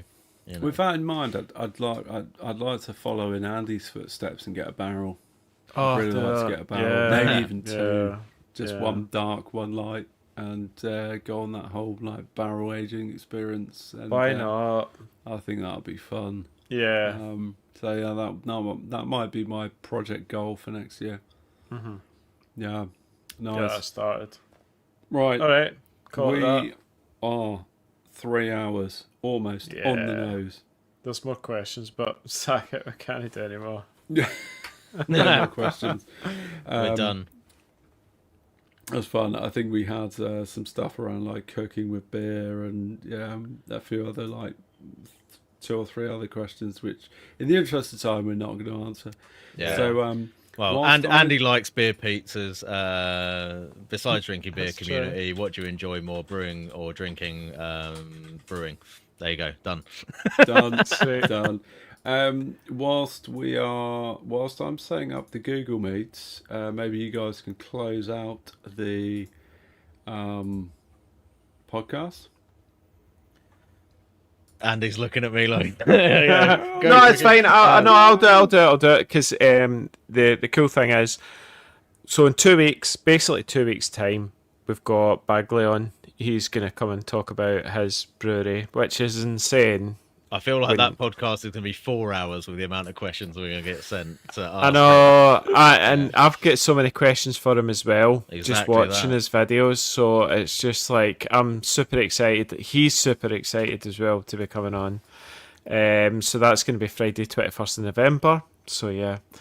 Apart from that, I don't think we've got much else. What else have we got booked in? Future? Have we got? No, so we need to get together and start Yeah. planning some future episodes Or as well. send us some ideas for topics you'd Yeah. like us to cover or guests that you'd like us to get on. Yeah. Because it is quite difficult, coming up with ideas for that sort of stuff. So, you guys listening, tell us what you want. Yeah, and we'll pull it together, basically. But yeah, thanks very much, everyone, for following along tonight. It's been a pretty long one. But yeah, episode Good fun, though. 128. Always like the Q&A episodes. So Yeah, appreciate it's all the always- questions being sent in. But it definitely, I was a bit worried, I think, when there was very few questions on the Facebook post, but we seem to have been having a whole load on the Discord. So Yeah. yeah. And if you want to get involved in that, sign up as a Patreon, guys. So, Yeah, community's actually super strong. Me and Owen were talking about it before the pod, how good it's been actually on the Discord. Yeah. So yeah, cool. I think that's Well it. Episode 128 in the bag. Yeah. Cheers, guys. Right, love you guys. See you on the Have next fun. one. Bye. Cheers.